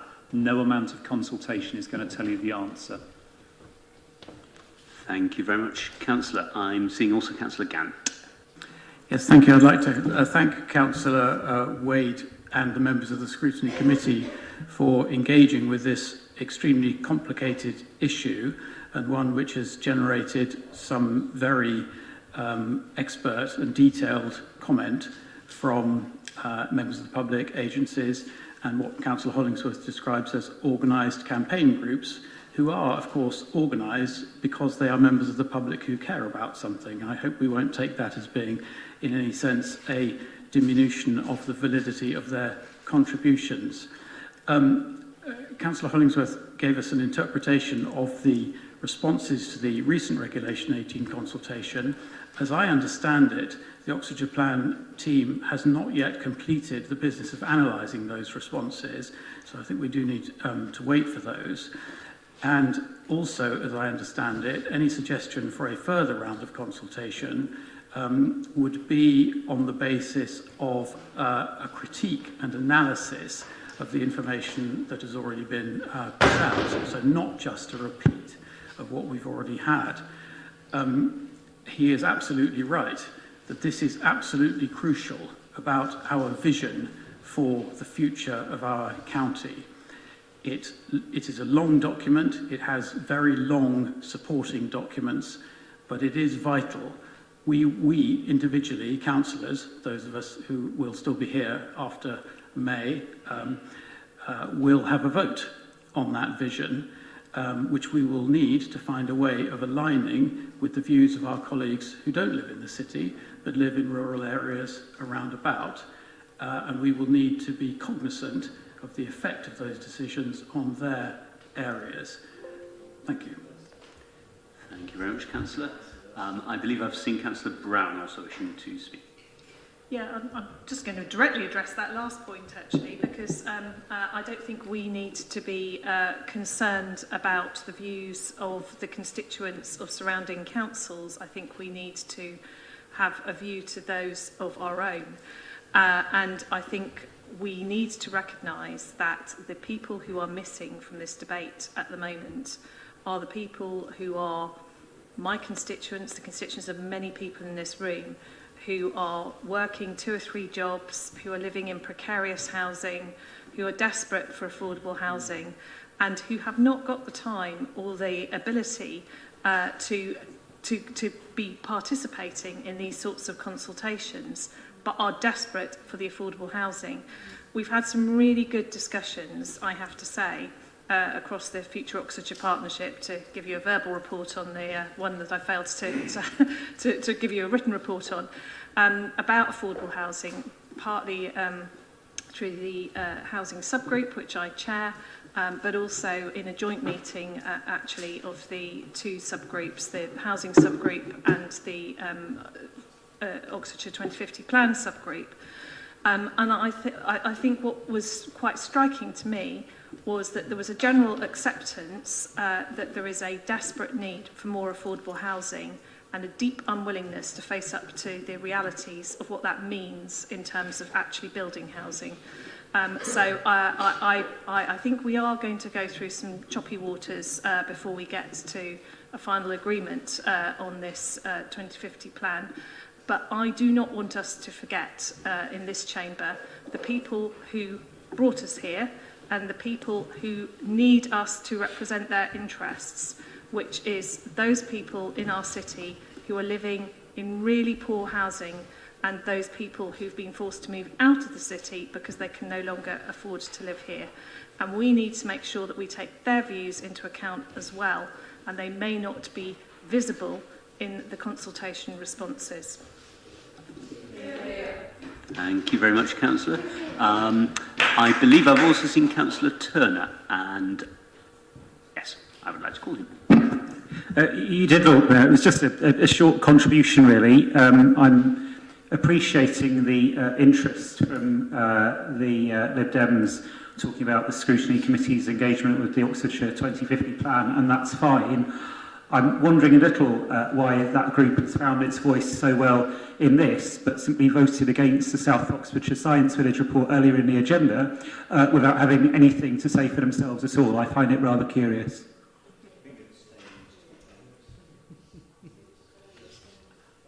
Thank you very much, Councillor. Any more contributions? I don't believe I'm seeing any. I think that probably means that technically Councillor Wade has the right to sum up before we vote on whether or not to note the report. Councillor Wade. Just one point that I'd like to make, if I can stand up, which is that we now have two independent reports on growth and on housing. One is the OGNA report that we all know, and the other is a new report, the ORS report. And these two reports are both important because they both come to a different conclusion, and that's what our scrutiny members, and in fact councillors as a whole, need to think about. The housing growth and the employment growth are absolutely central to where we go on this plan, and that's what I'm hoping that scrutiny in the next year will consider. Thank you.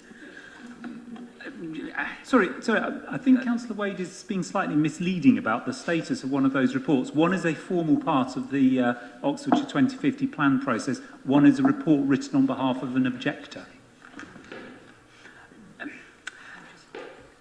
Okay, I think we may have reached the end of any useful light that can be cast on the matters. I wouldn't want any point. Current or future scrutiny committee member to be misled as to what one of them has been written for. My expectation is that a wish was being expressed more than anything else.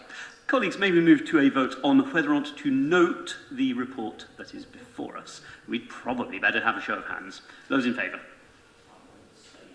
Ooh, you dangerous radical, Hollingsworth. No. I take it back.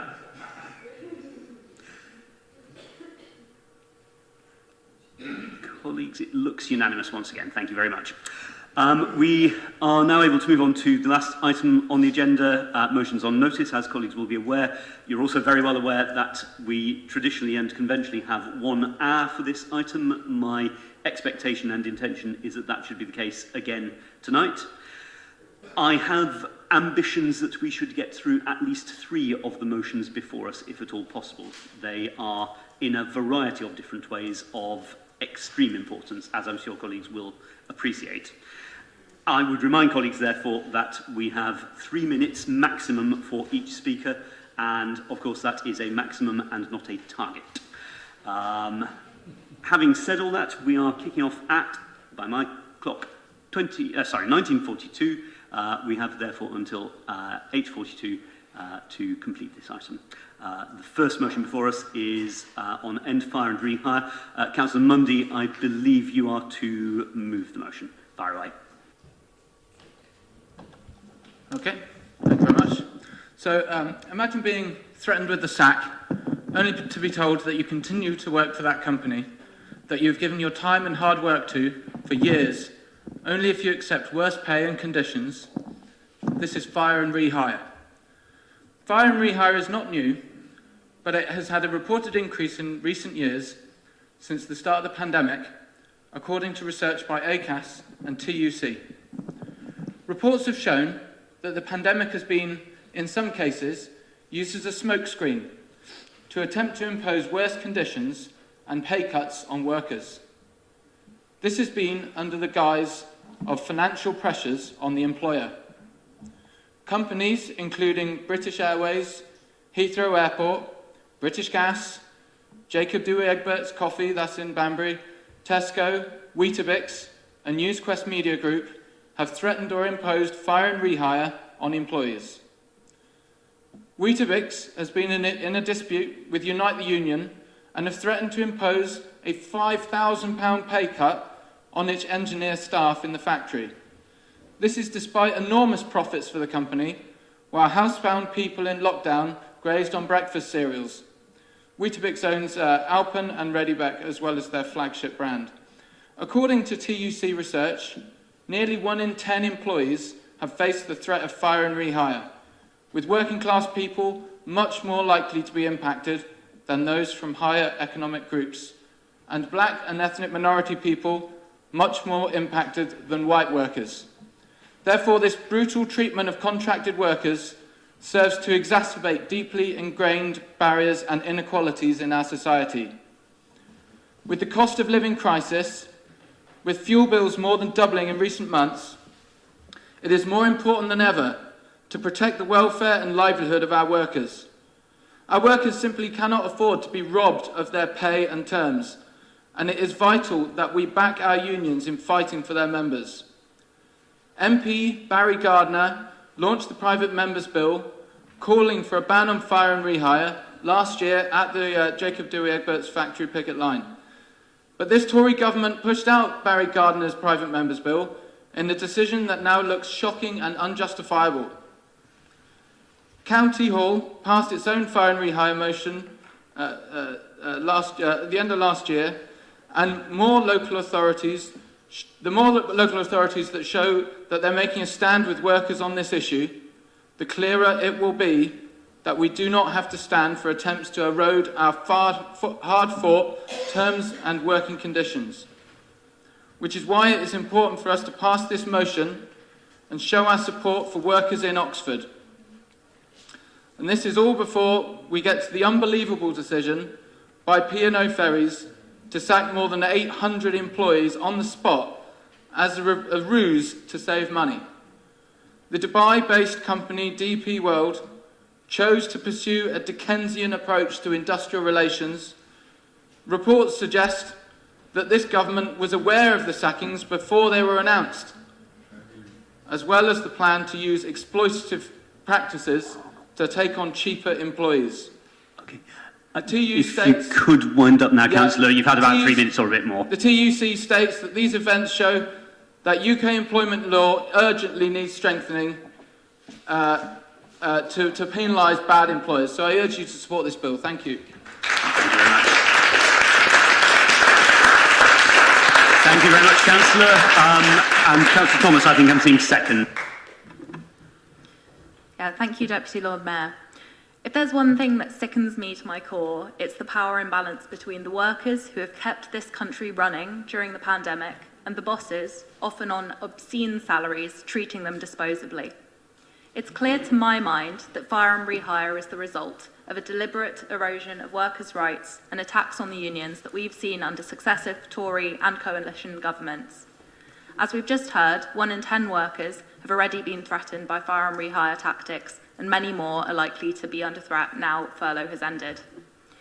These tactics represent an unacceptable abuse of power by employers. Disgracefully, many have been emboldened by the pandemic to worsen contract terms and conditions and do away with protections. If this practice is allowed to continue, then what good is your contract of employment? Councillor Mundy's motion is a regrettably timely one. As Councillor Mundy rightly points out, last week, with just 30 minutes' notice, 800 P&O employees were sacked by a speech in a pre-recorded Zoom meeting. This is a disgrace. This will impoverish families. This is the state of workers' rights in Tory Britain, where the law protects bosses, not workers. We are now learning from the Transport Salaried Staffs Association that P&O encouraged staff to apply to the agency whose workers would replace them to continue their employment. I'm sure I'm not the only one that sees the similarities between this dodgy practice and outright fire and rehire tactics. Tories say they condemn P&O's actions. My question to them is this: why did you filibuster the very bill that would have prevented it? The fire and rehire bill would have allowed workers to secure an injunction to reverse the P&O sackings, but was blocked by government. How did we end up here? Because employment precarity is Tory policy. But though I think we need a Labour government to address this power imbalance, this motion identifies ways that we, as a council, can call out the exploitation of workers who gave their all during the pandemic. Weetabix, Tesco, British Gas, P&O, we see you. And do you know what? Our city wants no part of this. And do you know how I know that? Because trade union branches across Oxfordshire have sent messages of solidarity to JDE workers and Oxford Mail journalists and have donated to strike funds when needed. We must take our lead from the grassroots campaigns in our city. Council must stand with the workers and oppose fire and rehire whenever we encounter it. Worker exploitation needs to end. I wholeheartedly second this motion. Thank you. Thank you very much indeed, Councillor. We now move to debate. I'm seeing at least one colleague. So please, Councillor Bailey, sorry, far away. Turner, sorry, just to be clear, Councillor Turner, I also saw Councillor Jarvis, Councillor Fairweather, Councillor Brown, in approximately that order. Oh, and yes, Councillor Diggins. Correct me if I get this wrong, it's entirely possible with that number of speakers. Councillor Bailey, as a member of Unison, I oppose the awful tactic of fire and rehire. Workers who got the country going during the pandemic shouldn't have to pay for the cost of COVID again. P&O tactics are the epitome of what's wrong with the UK economic model. Workers sacrifice at the altar of greedy shareholders who would rather stash their money in offshore accounts instead of benefiting the greater good. This callous strategy is banned in Ireland, in my country, in France and EU. It has no place in the 21st century in Britain. Support this motion. Thank you very much indeed, Councillor. I believe the next Councillor I saw was Councillor Turner. Please fire away. Thanks very much indeed, Lord Mayor, and thanks to the proposer and seconder of this motion. I think I wholeheartedly support it, as we all do. And one of the things which just strikes me is that this will get more acute. I think it will, just as Imogen said, get more acute if there isn't proper legislation on this as we come out of the pandemic, as some employers sadly take advantage of this sort of opportunity. But also, the impacts will get even worse with the rise in energy bills. I'm already talking to people in my patch who are deeply fearful of what will happen when the energy bills go up. And of course, they've gone up already. But when the increase in the price cap fully kicks in, and keeps ticking up, the government's mitigations are in no way adequate. So if you then couple that with the sort of precariousness, job insecurity, poor treatment, which is faced by so many, it's a toxic cocktail. It really is. One other comment, I think the reference to council contracts is timely and helpful. We obviously already look carefully at social value. We have our minimum wage clauses and so on. But we are working through various changes to the procurement strategy at the moment. And certainly, I think this is an area where if there's any strengthening to do, we should do it. Thank you very much, Councillor Turner. I believe Councillor Jarvis I saw next. Thank you, Deputy Lord Mayor, and just to thank Councillors Turner and Thomas for bringing this motion, which I think is incredibly important, and by the sounds of things and I hope of things, it will get the unanimous support of this chamber, which I think will be a really powerful message. I just wanted to mention a few things just to contribute briefly. The first being, I think it's important not to see the issue of fire and rehire in isolation from a range of other practices that our employers are engaging in at present and over recent years that have increased the precarity that working people face, whether it be zero-hours contracts, whether it be pushes towards the gig economy, bogus self-employment, and so on, which as a whole package in combination with fire and rehire are really undermining the security that people should be able to experience and feel in work, whilst also undermining the trade union movement and workers' rights more broadly. The two other things I wanted to say is just, and it's been alluded to already, over the last week or so with the P&O Ferries firings, the thing that's really sickened me has been the response from Tory MPs who have criticised and complained about P&O's practices, whilst last year, as has already been said, they lined up to block legislation which would have stopped this kind of practice from happening. And I think the hypocrisy and the crocodile tears we're seeing from them really is disgraceful. And the last thing I wanted to say really is just to celebrate the resistance that we're seeing to this practice across the country, because right up and down the country right now, workers are organising in my union, United, and other unions as well to fight against this practice. And I think that the efforts that we're seeing in this council chamber, the efforts we're seeing from organised Labour will defeat this scourge, and it will be great if we can add our voice to that today. Thank you very much indeed, Councillor Joyce. Councillor Powell, I believe I saw next. I thank Councillor Mundy for tabling this motion. The practice of fire and rehire is both disgraceful and immoral. The attempted use by big employers like Weetabix, British Gas, British Airways, and even the Girls' Public Day School Trust is symptomatic of much that is wrong with the senior management of many companies. It shows a complete lack of understanding of the importance of loyal employees being treated fairly. The Chartered Institute of Personnel Development strongly deprecates this practice in its advice to HR directors and managers because of the negative effects on employees and customers' views of an organisation.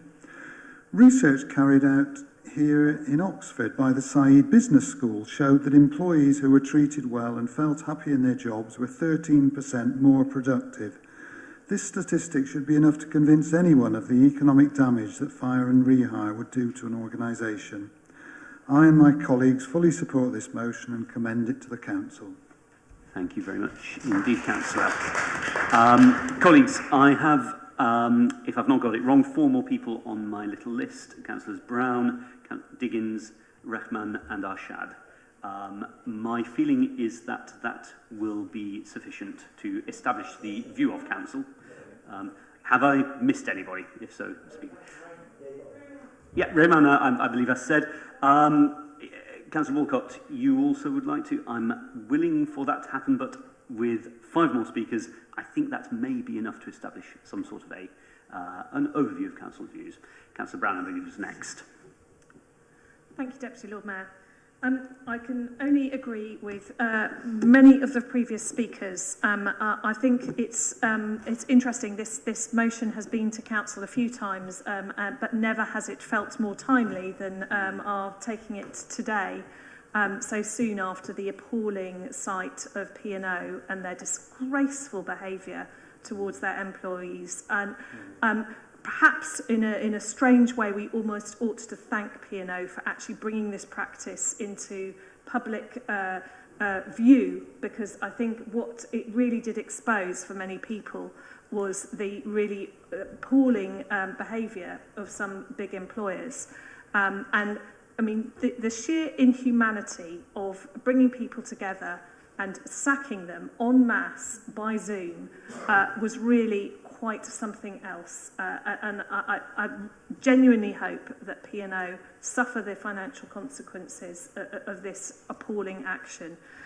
But I also hope that the Conservative MPs who voted against the fire and rehire bill properly suffer the consequences of their actions as well.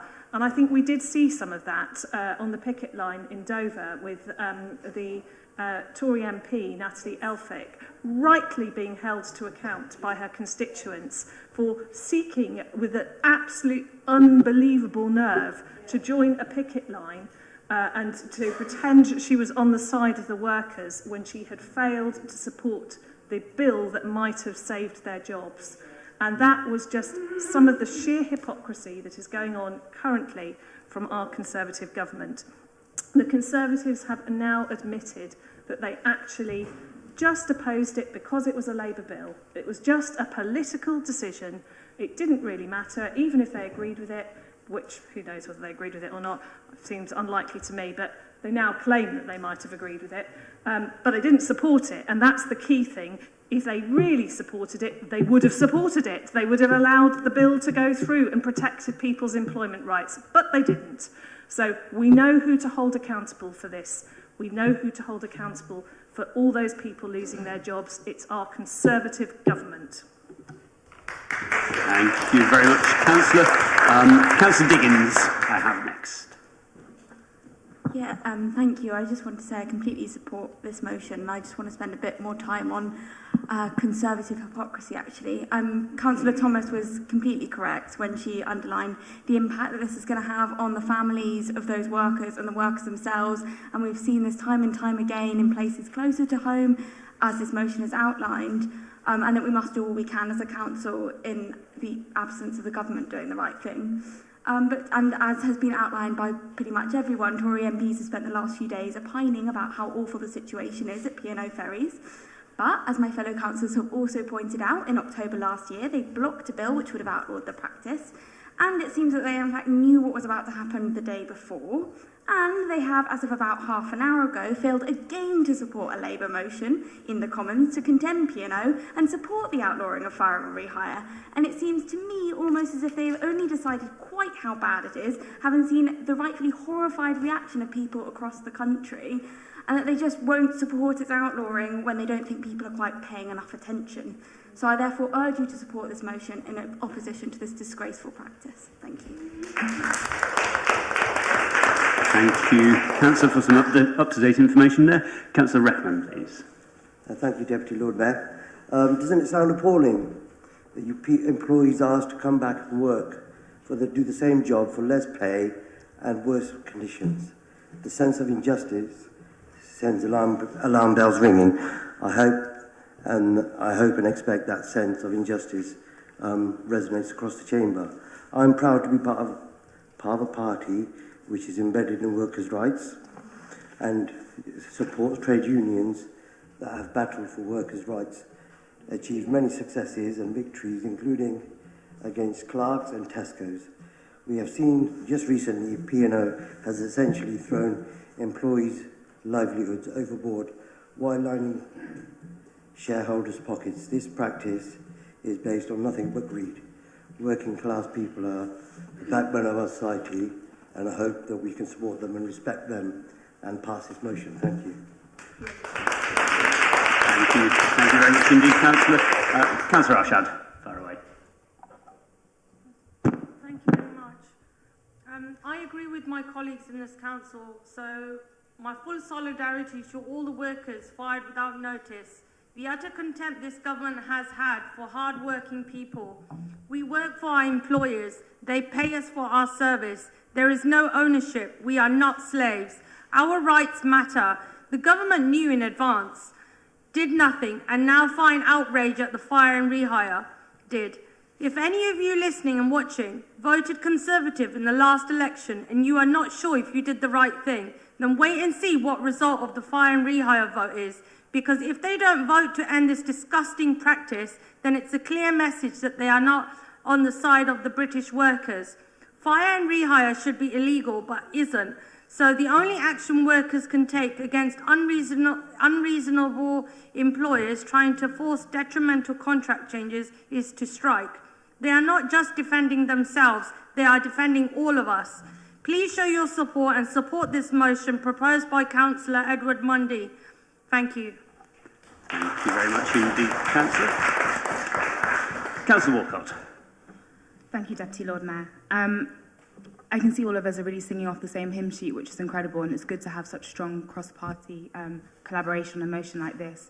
And thank you, Deputy Lord Mayor, for allowing Councillor Mundy, who brought this motion, the extra 3 minutes and a couple more seconds to continue to speak. But 3 minutes really isn't long enough when you think about what it is that people are experiencing every single day: stress over their jobs, anxiety, depression, concerns over universal credits. All of those things are impacting people's lives, and we have a government that doesn't seem to care, a government that just seems to be talking for talking's sake and not actually doing anything to protect workers' rights.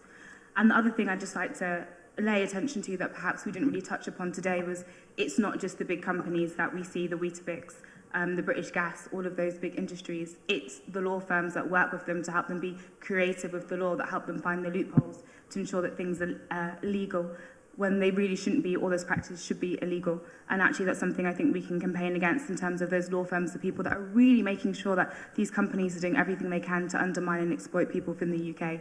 It's truly terrible. Thank you very much indeed, Councillor.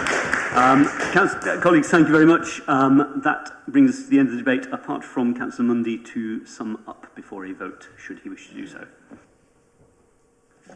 Yeah, sure. Thank you. Yeah, so thanks for the contributions, fellow members. Thanks to Ed Turner for raising one of the key points of the motion, which obviously I didn't say myself, and that is that this council should support a breadth of good employment practices by suppliers and partners, including the commitment to not threaten, fire and rehire. And thank you, Chris. It's right to say that our council stands with our workers, from our car factory workers to our university staff, and it is so important that we stand for workers' rights in all fields, and of course for the Oxford living wage that particularly hospitality workers in our city don't receive, so we need to do what we can about that as well. And also, in the, I hope, extremely unlikely event that an employer in this city does threaten fire and rehire, our council should voice our opposition in no uncertain terms in that instance. And it's also worth pointing out that fire and rehire is actually banned in a number of countries in the world. The ones I'm aware of is Spain, France and Ireland. So there's no reason why we can't be having the same employment regulations in our own country and back the workers here in the UK. I've also got like a bit of an anecdote really that I saw in the papers. I think this guy, he was on 5 Live, a gentleman called Mark Cannet Baldwin. So he was an agency worker and he was hired by P&O, put into the back of a minibus up in Scotland at Cain Ryan. He recalled that it was quite normal to not really know what was going on. But when he sees 10 guys, and this is a quote, 10 guys with handcuffs and balaclava-type hats and black masks, he thought, what's going on here? And then when it came to it and he realised that he was taking the jobs of these people that had just been sacked on the spot, he turned around, and despite the fact this is his livelihood, you know, he's obviously turned up expecting to do a paid day's work, he's turned around and he said, no, my morals and my ethics tell me I cannot do this. And he's turned around and he's basically, he's left them there. And, you know, if he's prepared to do that, we must stand against this. It's absolutely outrageous. So thank you for your support. Thank you very much indeed, Councillor. I should like to move to a vote now, colleagues. It's very straightforward. Yes, no vote. All in favour of the motion, please show.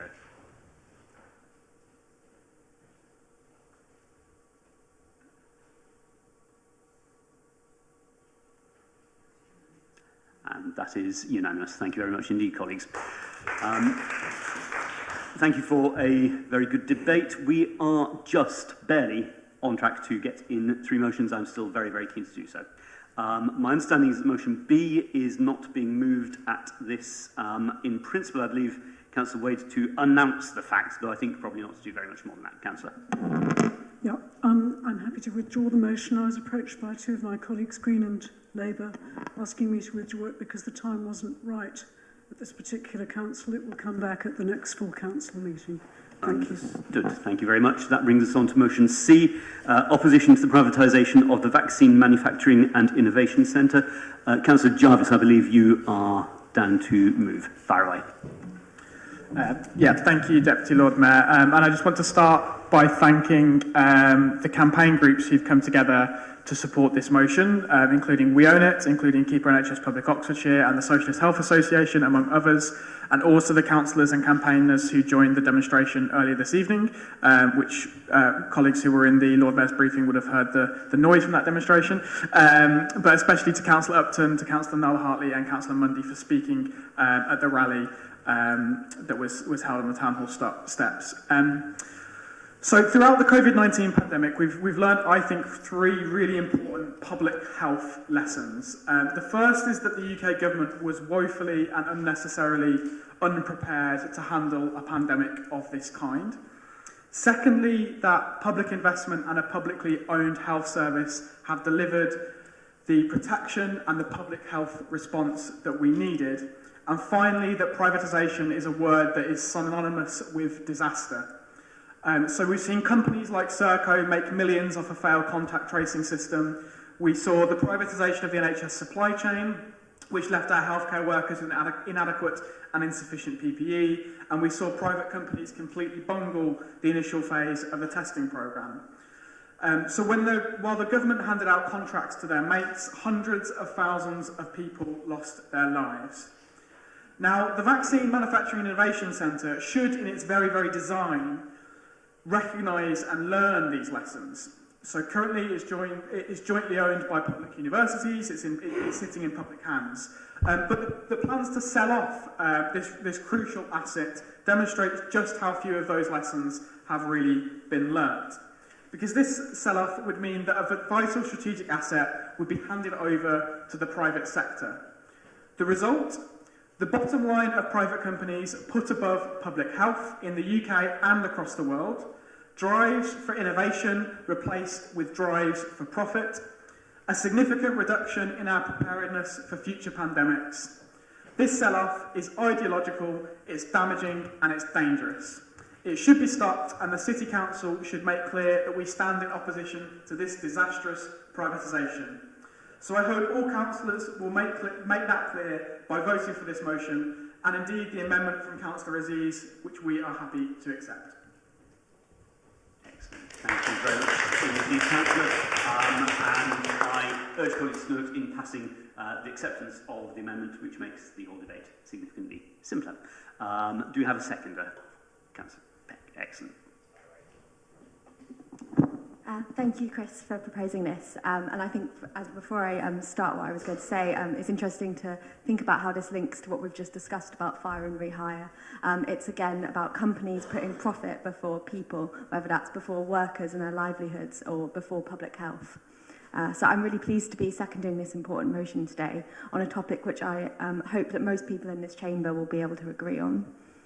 The Vaccine Manufacturing and Innovation Centre, or VMIC, being developed at Harwell, builds on the legacy that Oxfordshire has created over the pandemic with the development of the AstraZeneca vaccine by Dr. Sarah Gilbert and her team. It's an opportunity to add to our county's world-class scientific facilities, and yet the threatened sell-off, the sell-off that means this won't be owned by public universities, puts this at risk and undermines this project. Private sector involvement in the healthcare sector should be opposed on ideological grounds. Everyone should have access to free healthcare, no matter their background, their wealth, where they were born, who they know. That's the principle that the NHS was founded on. Free healthcare at the point of delivery, from the moment we're born to the moment we die. And the point is, and the thing is that beyond personal belief in free healthcare, privatisation doesn't make for a better healthcare sector either.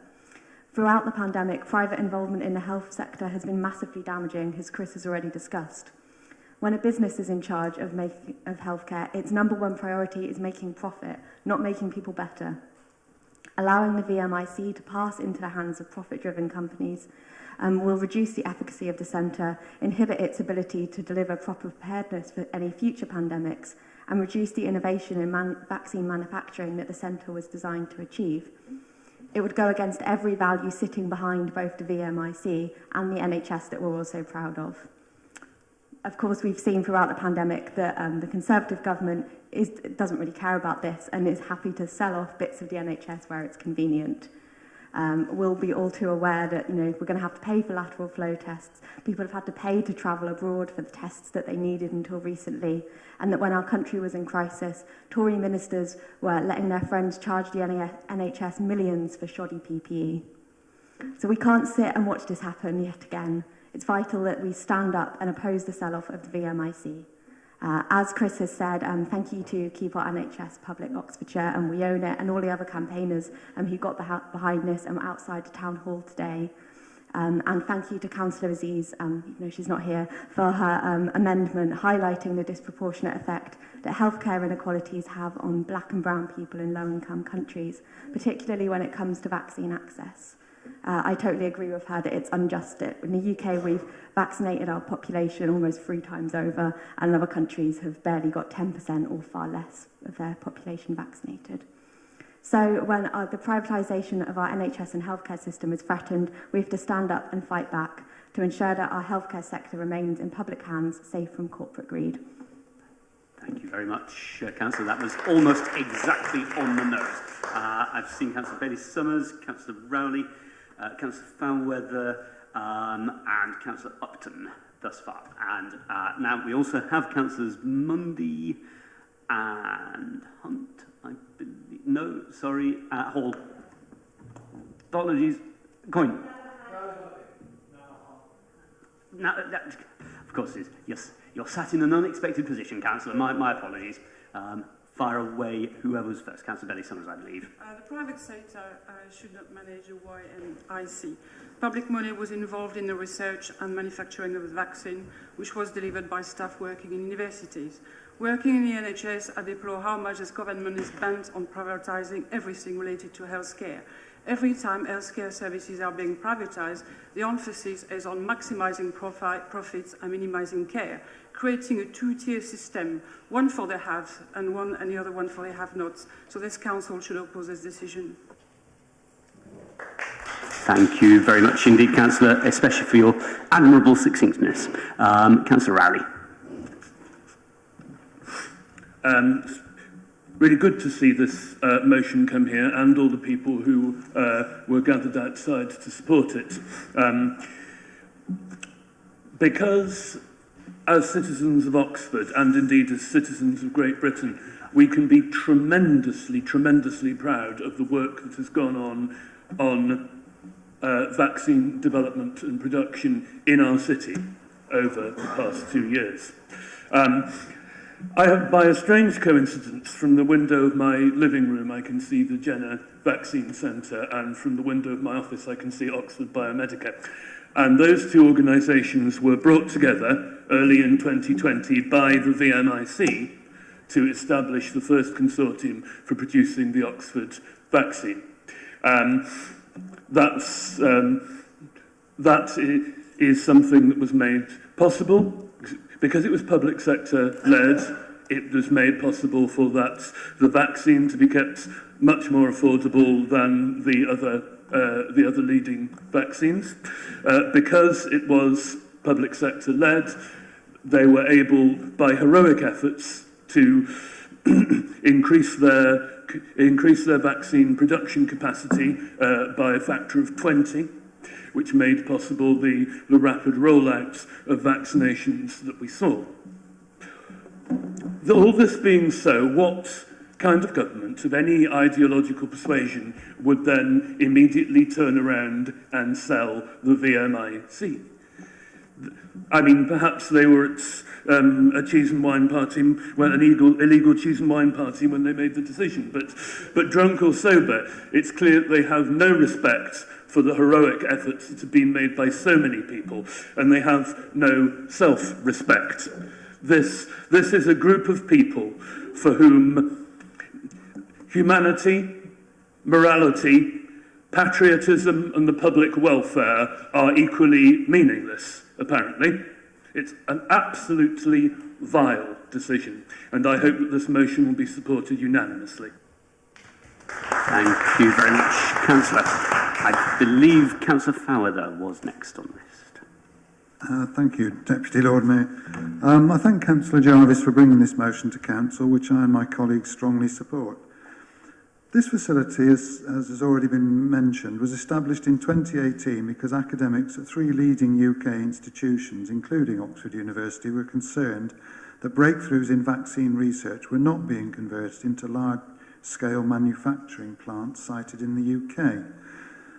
They were also worried that in the event of a pandemic, the UK would not have sufficient vaccine production. Strangely, prior to World War II, the then Conservative government built shadow factories for essential armaments so that production would continue in the event that existing factories were bombed.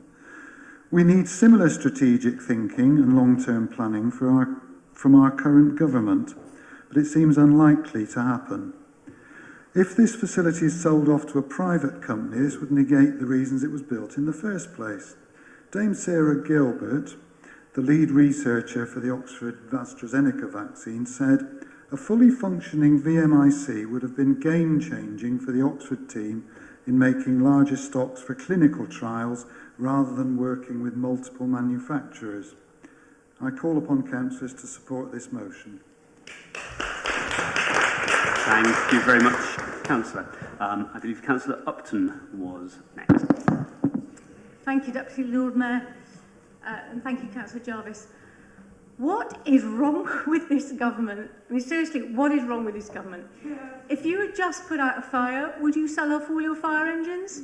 If you just completed any major collaborative effort, would you suddenly sell off all your assets that have helped you achieve it? Of course you wouldn't. I genuinely cannot understand it. This centre was conceived before the pandemic as a collaboration between several universities, the government and partners in industry. And the value of this kind of public-spirited altruism mixed in a partnership with the best scientists in our universities, backed by government funding and linked to some industrial capacity, was clearly recognised back in 2018. Then we had the pandemic and we saw its incredible value. We saw the success of that approach.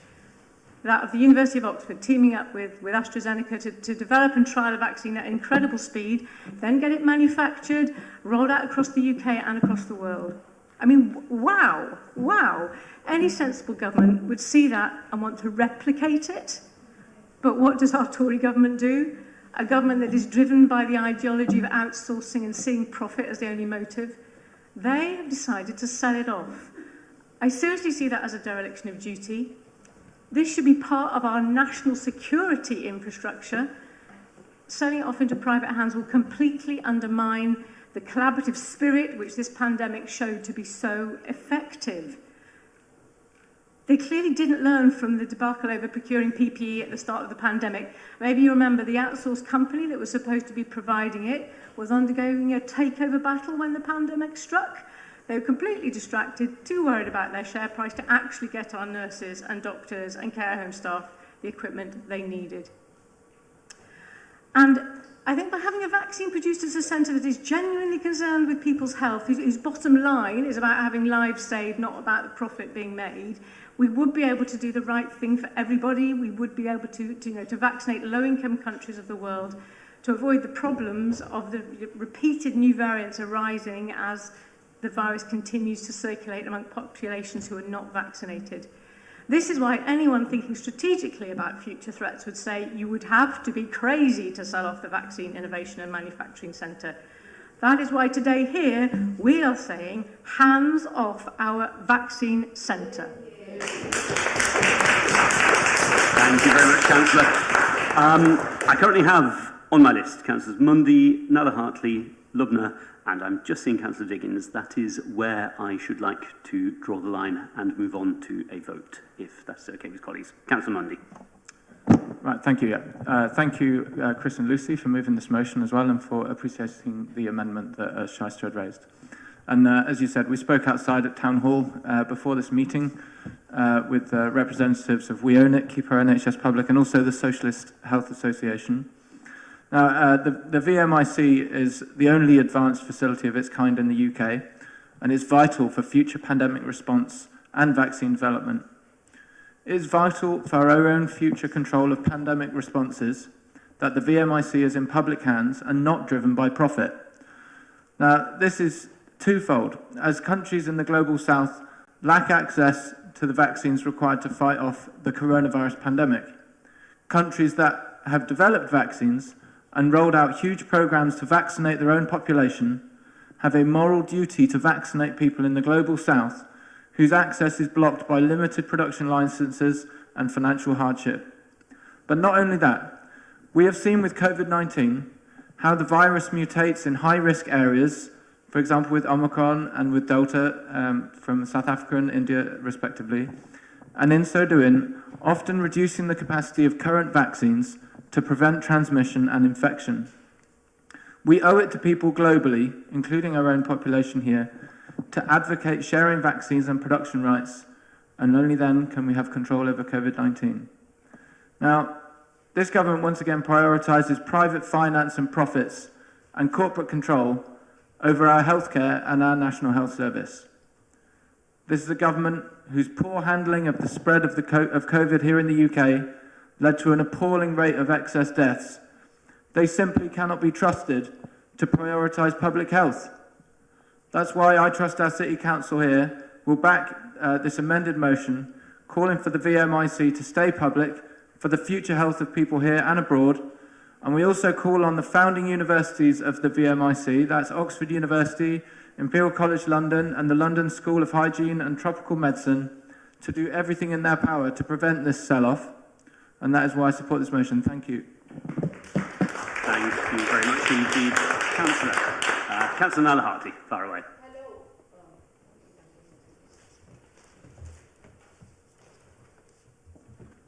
Hi. Okay, sorry. This government described the VMIC as a highly specialized facility that can respond to pandemics by producing millions of doses quickly. The wisdom of this investment became obvious in April 2020 when funding for the VMIC and other public initiatives were ramped up and huge constructions of a 74,000 meter square were enacted using public funds. So why is this key UK vaccine infrastructure being sold off? The VMIC is a public entity paid from taxpayers' money. Its innovative, swift response to the vaccine manufacture is a state-of-the-art, a global innovation that has proven its usefulness at the moment in history when lives mattered more than ever. I have led on the Why Vaccinate events, when all communities, black and white, were facing the worst consequences of not knowing whether to take the vaccine or not to take it, on whether there will be enough vaccines. Why take this incredible work and sell it to the highest bidder? There must be an immoral indignation. We must condemn this carelessness, this disregard of human life. Privatization puts profit before human lives. This is nothing but short of state capture of public assets. This public utility has cost 200 million investment, and now this government is squeezing it and selling it to the highest bidder. Thank you, Councillor Jarvis, for bringing this motion. I support it. Thank you very much indeed, Councillor. Councillor Lubna, I believe you're up next. Thank you very much. Just one moment, sorry. Okay. The UK's first dedicated vaccine manufacturing innovation centre represents a new front line in the nation's defence against global pandemic threats. The government is now arguing that this facility no longer needs to be a government-owned after witnessing the large-scale production of successful vaccines by large private companies. In this continuing age of austerity, ministers are seeking to recover some of the millions previously invested by selling off this facility. My comrades here, along with my comrades here, and thank you to all the protesters who came out earlier, by the way. Someone actually, before I got on the bus, one of the protesters were coming home and they stopped me and said, "Oh, are you going to full council?" And I said, "Yes, I am." And they said, "Oh, please do speak on the motion that's coming. So this one is for you and everybody else here." The decision to put the VMIC up for sale fails to learn the basic lessons of the last 2 years. Throughout the pandemic, we've seen countless elements of the response handed over to the private sector, whether it be sidestepping NHS laboratories to hand testing contracts, the likes of Randox, or using contract tracing to siphon millions of Serco while ignoring the expertise in our local authorities. Private profit has been put above public health. Multinational companies have lined their pockets at a time when protecting people from the virus should have been put first. We should be learning the lesson from this, not repeating the mistakes. To ensure the UK is properly prepared for the future pandemics and has a truly innovative approach to vaccine development and manufacturing, this was the first dedicated site, and obviously it should be held in public hands, free from the distorting influence of private profit. Liz Perrotts of Key Power NHS Public Oxfordshire has written this, and I just wanted you to all hear it. Thank you. Thank you very much indeed, Councillor. And finally, Councillor Diggins. Thank you. I just wanted to very quickly touch on what Councillors Upton and Mundy raised about kind of how the motion knits together as well, and how the sort of presence of this centre is really important in making sure that we can roll out the vaccine to the world, because I think one of the key things is the focus of the Oxford vaccine was about making sure it was something that could be rolled out in countries which had limited infrastructure. So that was considered in how much the vaccine needed to be refrigerated, how it could be transported. And I think it's really important that, as Councillor Upton outlined, we have things that are people-focused and health outcomes-focused rather than profit-focused, in order to make sure that sort of those are the things that are fundamentally being prioritised, as well as sort of making a lot of money. So yeah, thank you. Please support this motion. Thank you very much indeed, Councillor. Thank you, colleagues, for another splendid and largely succinct debate. Councillor Jarvis, to sum up, should he wish so to do. Yeah, thank you, Deputy Lord Mayor. I'll be relatively brief. I wanted to start with a bit of reflection on the debate, actually, in that I first sort of started campaigning against privatisation around 12 years ago, and at that point, the response that anti-privatisation campaigners would get in sort of mainstream public life was that we were ideologues, that we were naive, that we didn't understand the need for the innovation of the private sector in public services. And I'm actually really warmed that across the chamber this evening there has been a complete rejection of those arguments, and there's broad support for the idea that public services are best placed to be in public hands. And I want to thank everyone for the contributions along those lines.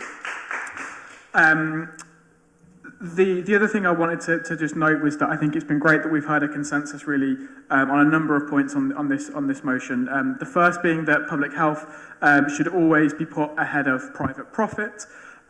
We've heard consensus around the role of the public sector and the crucial role the public sector plays in strategic planning on the big issues that as a society, as a country, as a world we face. That public investment, ownership and delivery are absolutely vital for public services, and also that the Tory government have consistently throughout the pandemic and throughout various projects of privatisation supported their mates in the private sector over people and over the public at large. And I'm hoping today that we will vote for this unanimously, and this is part of a wider conversation that I think there's been a learning during the pandemic, that the public sector, the adage that we've heard over the last 40, 50 years of the scourge of Thatcherism, that the private sector is good and the public sector is bad, is something that we definitely need to put in the past. And the learning of the pandemic is that the public sector actually is absolutely vital for protecting people in public health, in public service delivery, and I urge you all to vote for this motion. Thank you very much indeed, Councillor Jarvis. Colleagues, we once again have a straightforward yes-no vote ahead of us on the motion as amended. All those in favour, please show.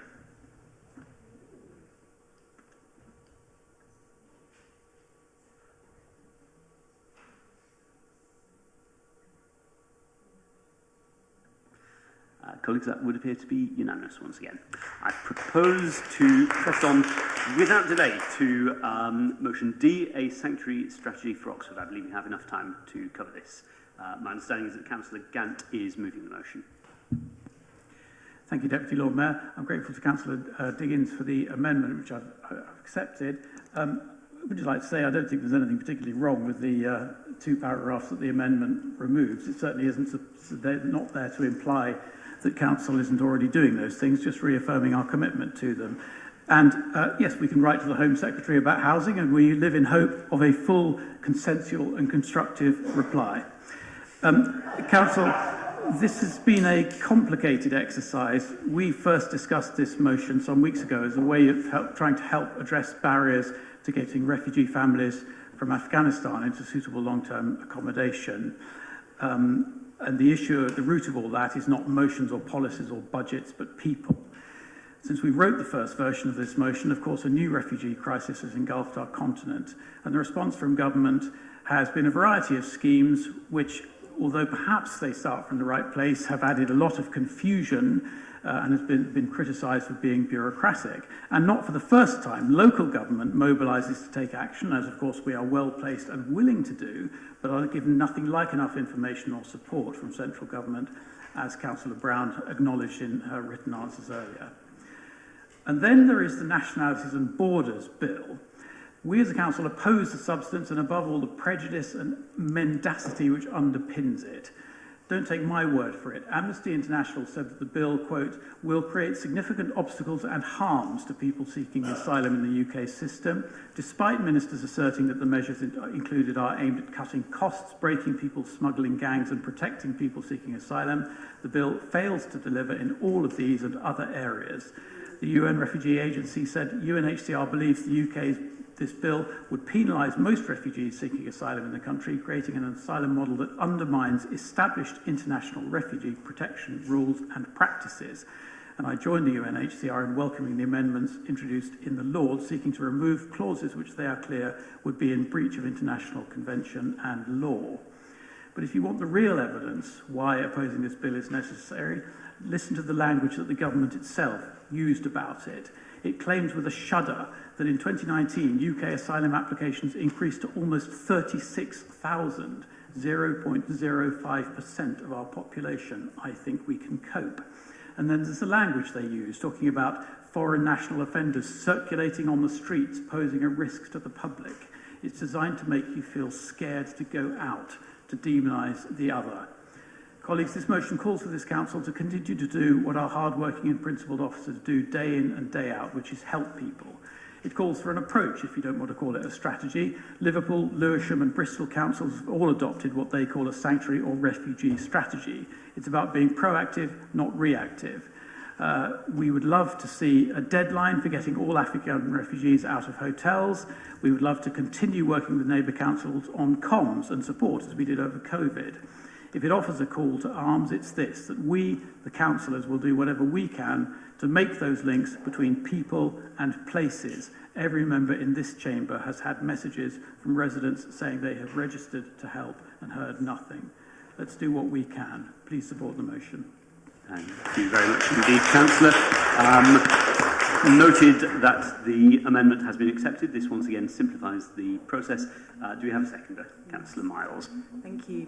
So a rapidly evolving humanitarian crisis is unfolding in Ukraine. Over 3 million refugees are estimated to have fled to neighbouring countries since the 24th of February, and that number's rising, an estimated half of whom are children. The UNHCR, the UN's agencies mandated to aid and protect refugees, has declared Ukraine a level 3 emergency. That's the highest level they have. A crisis of this scale is not the first, nor will it be the last that we face in our divided and unstable world. Only a few months ago, we witnessed on our screens the refugee crisis unfold in Afghanistan. There are others. The UNHCR website lists the current emergencies it's responding to, including in Ethiopia, DRC, Nigeria, Sahel, Syria, Yemen, Burundi, Rohingya Muslims in Myanmar, and the list goes on. We may be moved to tears watching the images on our screens of the current crisis in Ukraine, but empathy alone does not aid and protect refugees. We need practical action, and we can't rely on goodwill alone. It's our country's international obligation to respond to this and other emergencies in line with the 1951 Refugee Convention and its 1967 protocol, of which the UK is a signatory. These commitments ensure the adequate treatment of refugees and protect their human rights, spelling out who is a refugee, the kind of legal protection and other assistance and social rights a refugee is entitled to receive. The UK government needs to step up its response and to provide sanctuary to those fleeing violence in Ukraine and elsewhere. At a policy level, as has been indicated, and I'm sure you'll all agree, it needs to scrap the Nationality and Borders Bill, which the UNHCR states would penalise most refugees seeking asylum in the country, creating an asylum model that undermines established international refugee protection rules and practices. The bill undermines this refugee convention. Locally, and that's where we come in, we as a council need to move away from a reactive to a proactive and, as Andrea said, strategic and planned response to this, and also other refugee crises as the scale and frequency will increase. We need a sanctuary strategy. Working across councils, and that's within Oxfordshire and beyond, and with service providers and the third sector to provide housing, education and healthcare, and in particular mental health support, such a strategy will enable us to fulfil our international obligations and allow us to be both agile and also more effective in our response.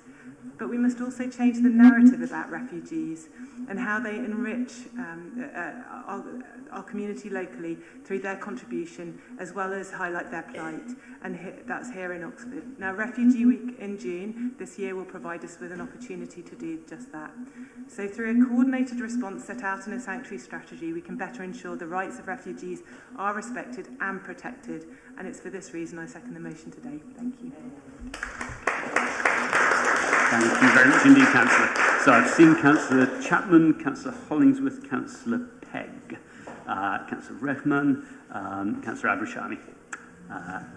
Councillor Chapman, I think, is first. Well, first of all, I'm very pleased that the opposition has accepted the amendments put forward, because actually we don't need a major strategy review. We don't need lots of reviews. What we need is action here. What we need is not reviews. We need resources for this to support the many people who come to this city. And we also need to call it out. This government's very quick to relax right to remain rules for Ukrainians for very good reasons. But what about all the other refugees who come here for whom they put forward enormous hurdles to allow them to have a decent way of life, to get a job, to have a home, and to live in a decent way? Secondly, the other reason why I'm not in favour of major bureaucratic reviews, in this city we've got City of Sanctuary, we've got Asylum Welcome, this is the home of Oxfam. There's loads of expertise in this city which we can draw upon, and we do not need such a bureaucratic exercise. In addition, we have the support, in this particular case, as we heard earlier on in the meeting, of the Oxford Polish Association and the Oxford Ukrainian societies who will help us in this particular case. And the third point I want to make is that my experience of working with refugees both abroad and here in the UK, they want a sense of place. They want a sense of safety. They want decent schools, like we all do. They want decent health services. And most of all, they want a decent home to live in. And therefore, I would say to the opposition, who I noticed did not include references to affordable homes in their early draft of the motion, I would say to them, next time we bring cases for decent social housing in this city, I expect you to support it, because we cannot provide social housing for refugees in this city if we do not expand the base. So I say to you, put your money where your mouth is. Don't behave as you did with Good Oval Road earlier on in this meeting, but actually support the very sensible social housing provision that's in our local plan, and then we will be able to provide decent homes for refugees and asylum seekers in this city. Thank you. Thank you very much, Councillor. I believe I saw Councillor Hollingsworth next. Relating back to the last motion, we'll remember in the early days of the pandemic, the government called for volunteers to help the NHS, and over 750,000 people responded, the vast majority of whom never heard anything again. And it's happening again. 150,000 and counting people have expressed their interest in supporting Ukrainian families, 150,000, and yet the government has to date granted a mere 9,500 visas for refugees. Applicants received today, this is another piece of up-to-date news, an auto-response, an automatic email response to their visa application saying that it will take 60 days to process. The government says it was a mistake. Well, we've heard that before. When a pattern of behaviour is repeated over and over again, as it is with this particular Home Secretary, you begin to stop believing that it's a mistake and start believing that it is very much a deliberate policy. And to echo the points that were made by the mover and the seconder of the motion, I'm delighted that you included refugees and migrants in the motion, because there isn't really a differentiation. Every one of us in this chamber, at some point, in my case, my grandmother, will have been a migrant from another country or another city or another place. She came from Italy. She was almost certainly an economic migrant. It's a bit hard to tell. Records are hazy of that time. And it would indeed have been good if the same generosity of spirit, albeit incompetent in action, could have been extended to refugees and migrants from Syria, from Yemen, from Somalia, from Ethiopia, from DRC, and so on and so forth. But I will finish by quoting another number.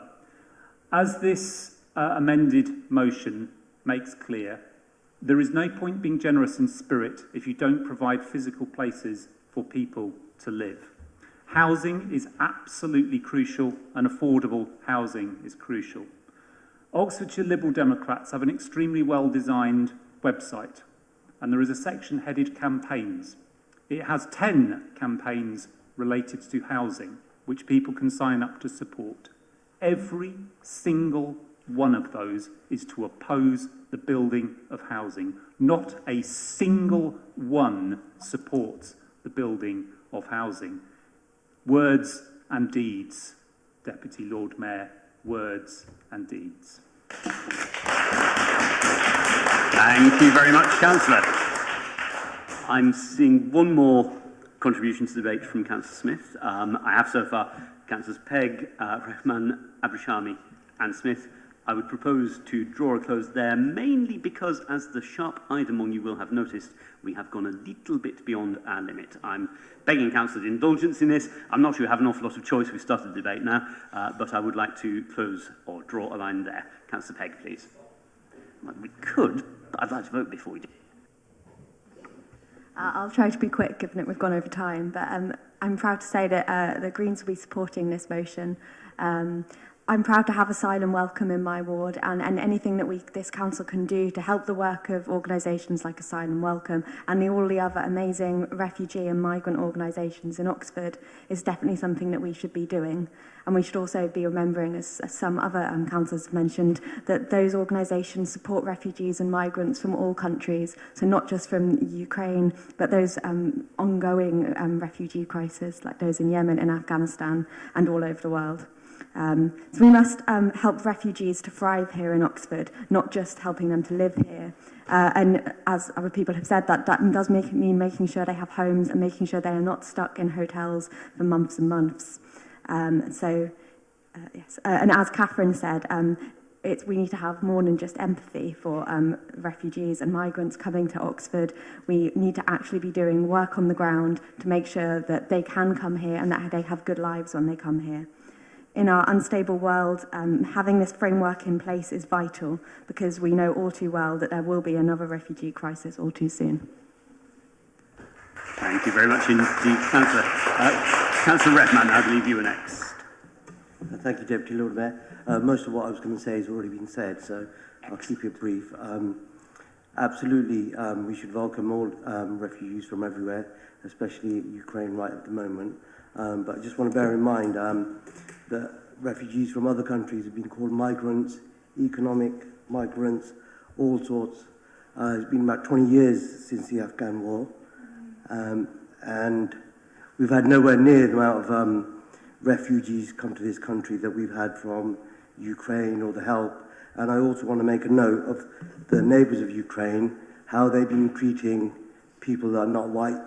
I just want to make a note of that. It's disturbing, really, to be honest. But first is first. We should do all we can to help anybody in danger, anybody seeking refuge. And the only problem that we don't have the resources. So let's lobby the government and change this government. Labour is the only party that's committed to affordable housing.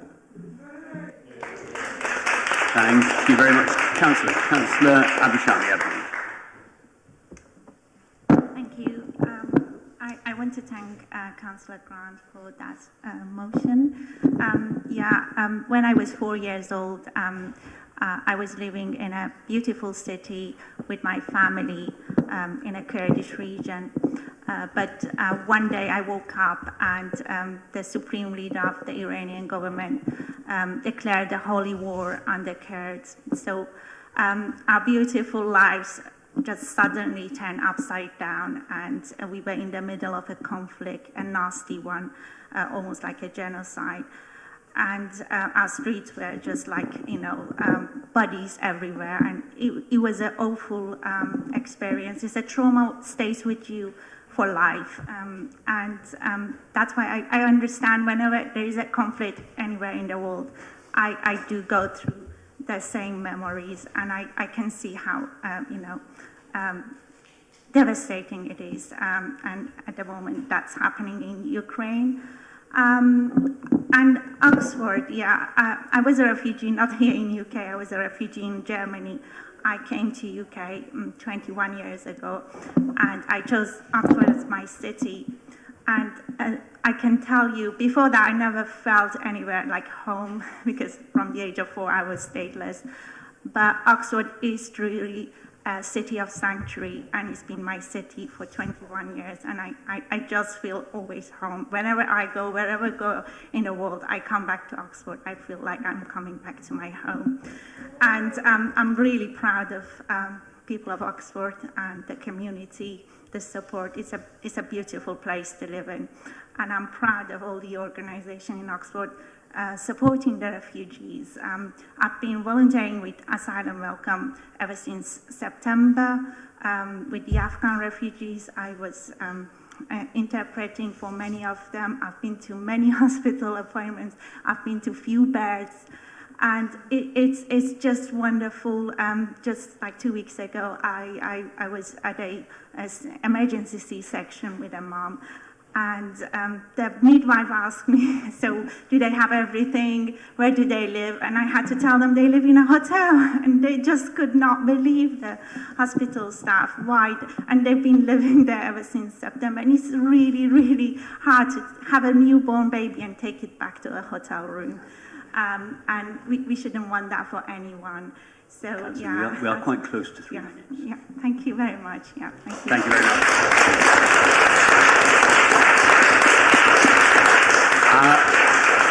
Finally, Councillor Smith.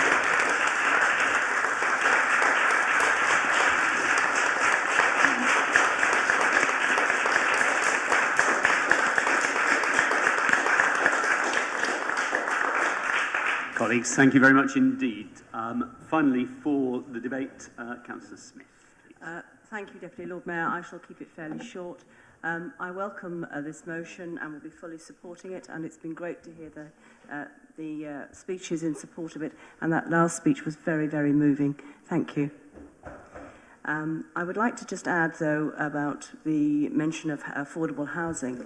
I'm certainly a big supporter of affordable housing and social housing as well, but I've constantly said in this chamber and elsewhere that the planning policy protecting employment sites rather than giving those over to housing and homes within the city area has been very poor. And I think it's been a shame that we haven't used some of those sites for housing, which with good connectivity to employment sites as there are within Headington and the North East area. I think that's a shame, and I look forward to the changes of that. Thank you. Thank you very much, Councillor. Before moving to a vote, colleagues, I'd like to ask the mover of the motion, Councillor Gant, to summate, should he wish. Well, thank you to those colleagues who spoke to the intention and the substance of the motion. I thank you for your support. We've ended up talking about two different things. And to those senior Labour councillors who took the opportunity for a little bit of campaigning rhetoric, I think I would just refer to the common acronym, because we all love an acronym in local government, for those who, among which allegedly we are included, who oppose housing, which is NIMBYs, not in my backyard.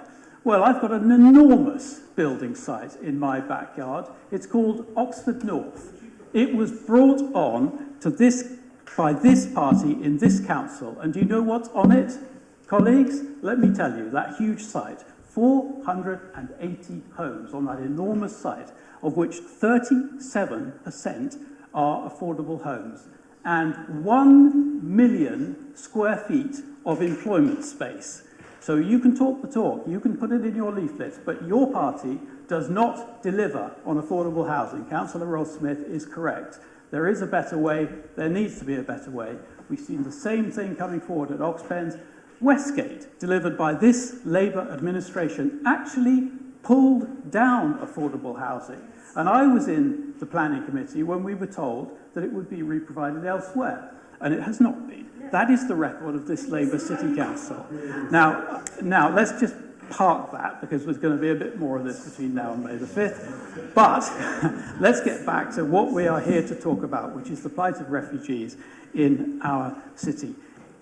Is a strategy a bureaucratic exercise? Maybe. Tomorrow I'll circulate the documents from the councils that I mentioned in my speech, and you can have a look at them, and we can come back to it if council wishes. I'm not hung up on what you call it. But I'm just thrilled and proud with the work that our officers do. There's been some very welcome progress with Afghan refugees just recently. I'm delighted that members have spoken in favour of the genuine impulse of this motion, and I commend it to Council. Thank you very much, Councillor. Once again, we have a straightforward yes-no vote on the motion on a sanctuary strategy for Oxford, as amended. All those in favour?